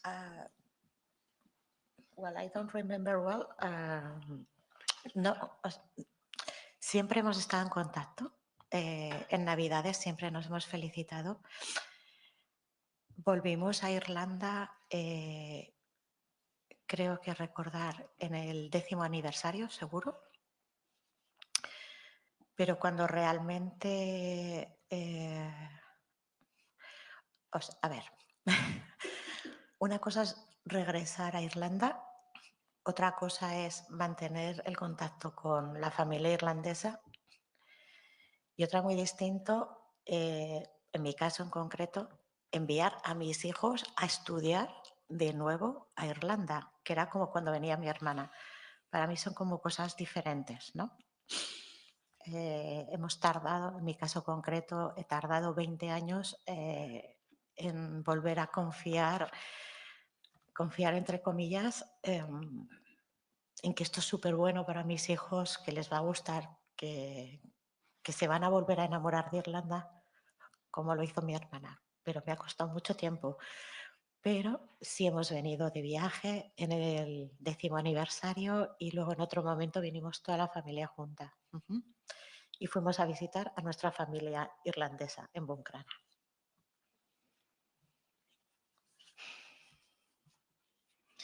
We've always kept contact. We've always been in contact, especially during Christmas. We were greeting each other's Christmas. I remember distinctively that on the 10th anniversary we came back. But one thing is to come back to Ireland, A different thing is to keep contact with the family, the Irish family, and another very, very different thing is to send your own children to Ireland for a language exchange, as Rocío was doing. It took 20 years for me to trust my children, to take the decision to trust my children to Ireland again. I mean, again, to trust in Ireland again. We have visited, then after that, we have visited our Irish family, and we have again re-established contact, yes. So I just want to make sure that I've understood that. That I think what you've told us is that your own children have visited Buncrana as part of the exchange program. That is right. Your daughter last year and your son this year. ¿Es correcto? That's correct, yes. And they stayed with Katrina. Mi hija sí y mi hijo no. O sea, hace 2 años sí y este año pasado estuvieron en otra familia. Mi hijo estuvo en casa de otra familia. My daughter, 2 years ago, was at Catriona's house, and my son this year, this summer, was at a different house. I see. Pero Catriona igualmente le mimó, o sea, quedó con él y le mimó. But all the same, Catriona met him and spoiled him, I can say. And she has become a true friend and part of your family. Y se ha convertido en una verdadera amiga de vuestra familia. Por supuesto. Of course. And you call her your Spanish sister. Y le llamáis la hermana española. Bueno, irlandesa, no he dicho española, no sé por qué. Yes. The Spanish sister, no, Irish. Irish sister. Irish it would sister. be. An Irish sister. Yes. I'm sorry. No. And on the trips that you yourself have made with your family to Ireland, have you got a real sense of why Rocio loved Ireland so much?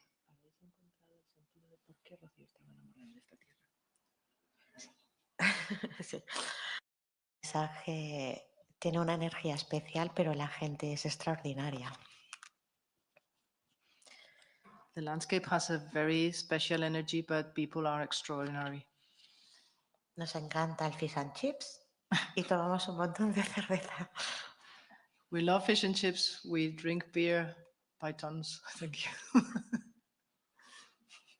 And on one of your trips, did Catriona tell you a touching story? En todos los viajes habéis tenido alguna historia así conmovedora, ¿no? I'm at paragraph 44. 24.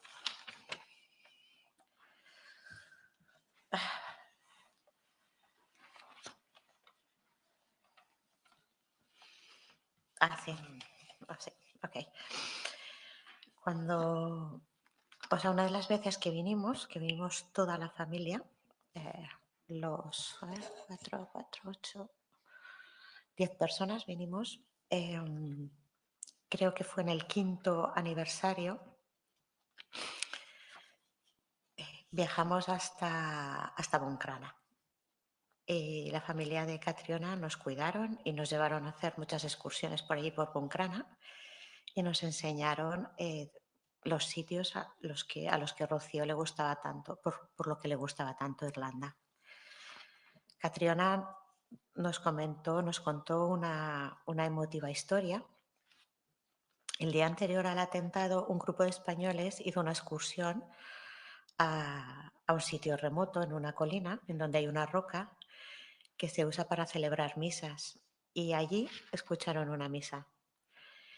Y Catriona nos relató cómo Rocío mostró una gran madurez y una gran comprensión, expresando un gran sentido de la espiritualidad y de la devoción. En nuestro viaje a Irlanda, Catriona nos llevó a esa misma roca y fue una experiencia muy conmovedora para todos nosotros. One of the times that the whole family came to visit Ireland, I think we were 10 people, and I think it was the 5th anniversary. We went to Buncrana. We visited the family, of course, there, Catriona's family, and they showed us the places that Rocío used to love. On the previous day to the mowing, they held, Rocio and the group held a mass on a rock nearby Buncrana. And we were told how Rocio had expressed her deep faith, religious faith, and how she was so much at ease at with that mass. And in fact, we held another one in the 5th anniversary, I mean, years later. So I'm just going to ask you about your feeling about this inquiry. And I'm simply going to read out to you what you've said at the start of paragraph 49 and ask you whether it's right and whether there's anything that you would like to add.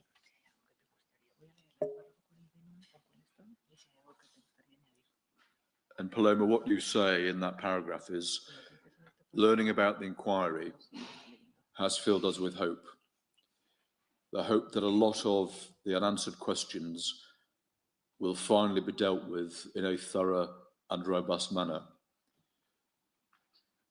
The hope that all those who lost loved ones and survived can find out the whole story as to what happened.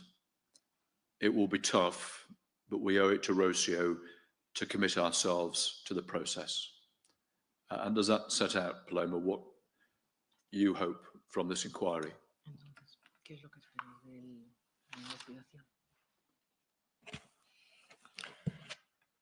Realmente es lo que has comentado. Quiero agradecer esta parte de conmemoración hacia las víctimas y de reconocimiento, este espacio de que o bien ellas mismas o bien sus familiares tengan voz, es súper importante y gratificante, pero hay un segundo deseo que sería conocer la verdad. Nosotros las noticias que nos llegan a España están muy sesgadas y tenemos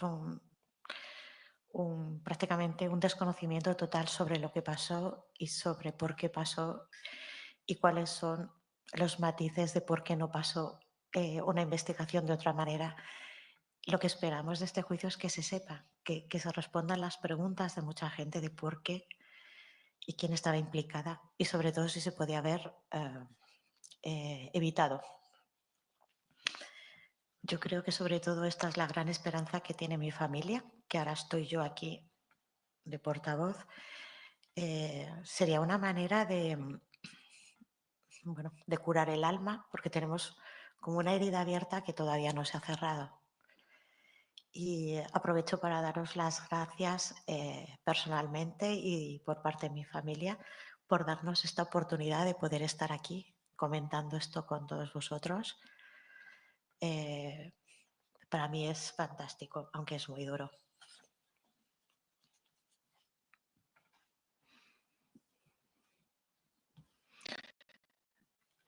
What I expect from the inquiry is what you said. I mean, it first is a commemoration to the victims so that they have a voice in some sort. The second wish is to know the truth, because the news that came to Spain were very, very biased and restricted as to what happened, not happened, whether it could have been prevented. Everything was very, very biased. I, on behalf of my family, want to thank you, the inquiry, for this opportunity, because you are allowing us to close a wound that has been open for 26 years.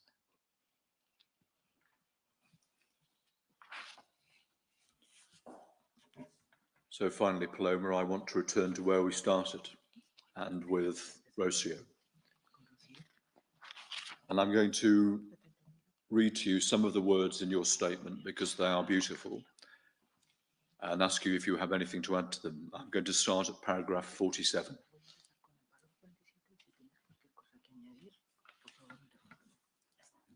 And Paloma, you say Rocio would have achieved greatness. She did during her short life, and she would have prospered to even greater heights had she been given the time. Rocio would have traveled the world, she would have helped so many people, and most of all, she would have been there for us as a family every step of the way. It is this impact that we will never know, but it's often the toughest to understand and come to terms with.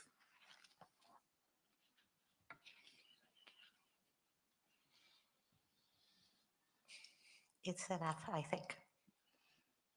And at 51, you say Rocio was intelligent, amusing, kind, and generous. She loved to be with people.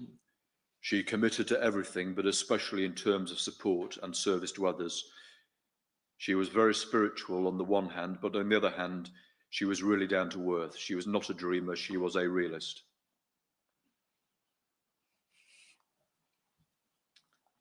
The impact of losing our youngest sister was brutal.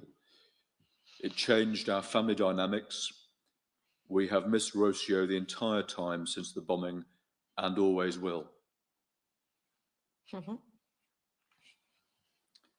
And then the final line of your statement, Rocio was a free spirit and she will always be our special PK. Yes. Well, Plummy, can I thank you very much for coming to the inquiry and sharing your memories of your beloved sister and also the experiences that you have had. Thank you. Well, gracias a todos vosotros. Thanks to you all. Es el único apoyo que hemos tenido desde hace muchos años. This is the only support that we've had for many, many years. Thank you. Now, there is, as a final part of your evidence and your pen portrait, a presentation. And I'll just check before we show it that you're content it should be shown now, as opposed to having a break. Okay. Thank you very much. Thank you. I wonder, Amanda, could we play the presentation now, please?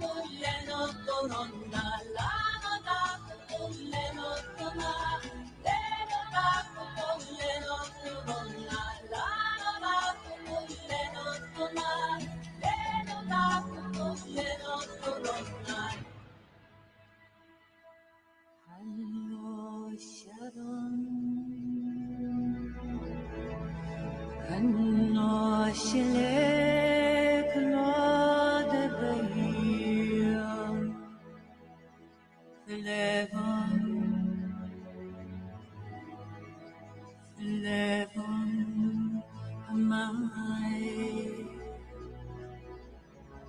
chandelier flame of love's light, non believe Halina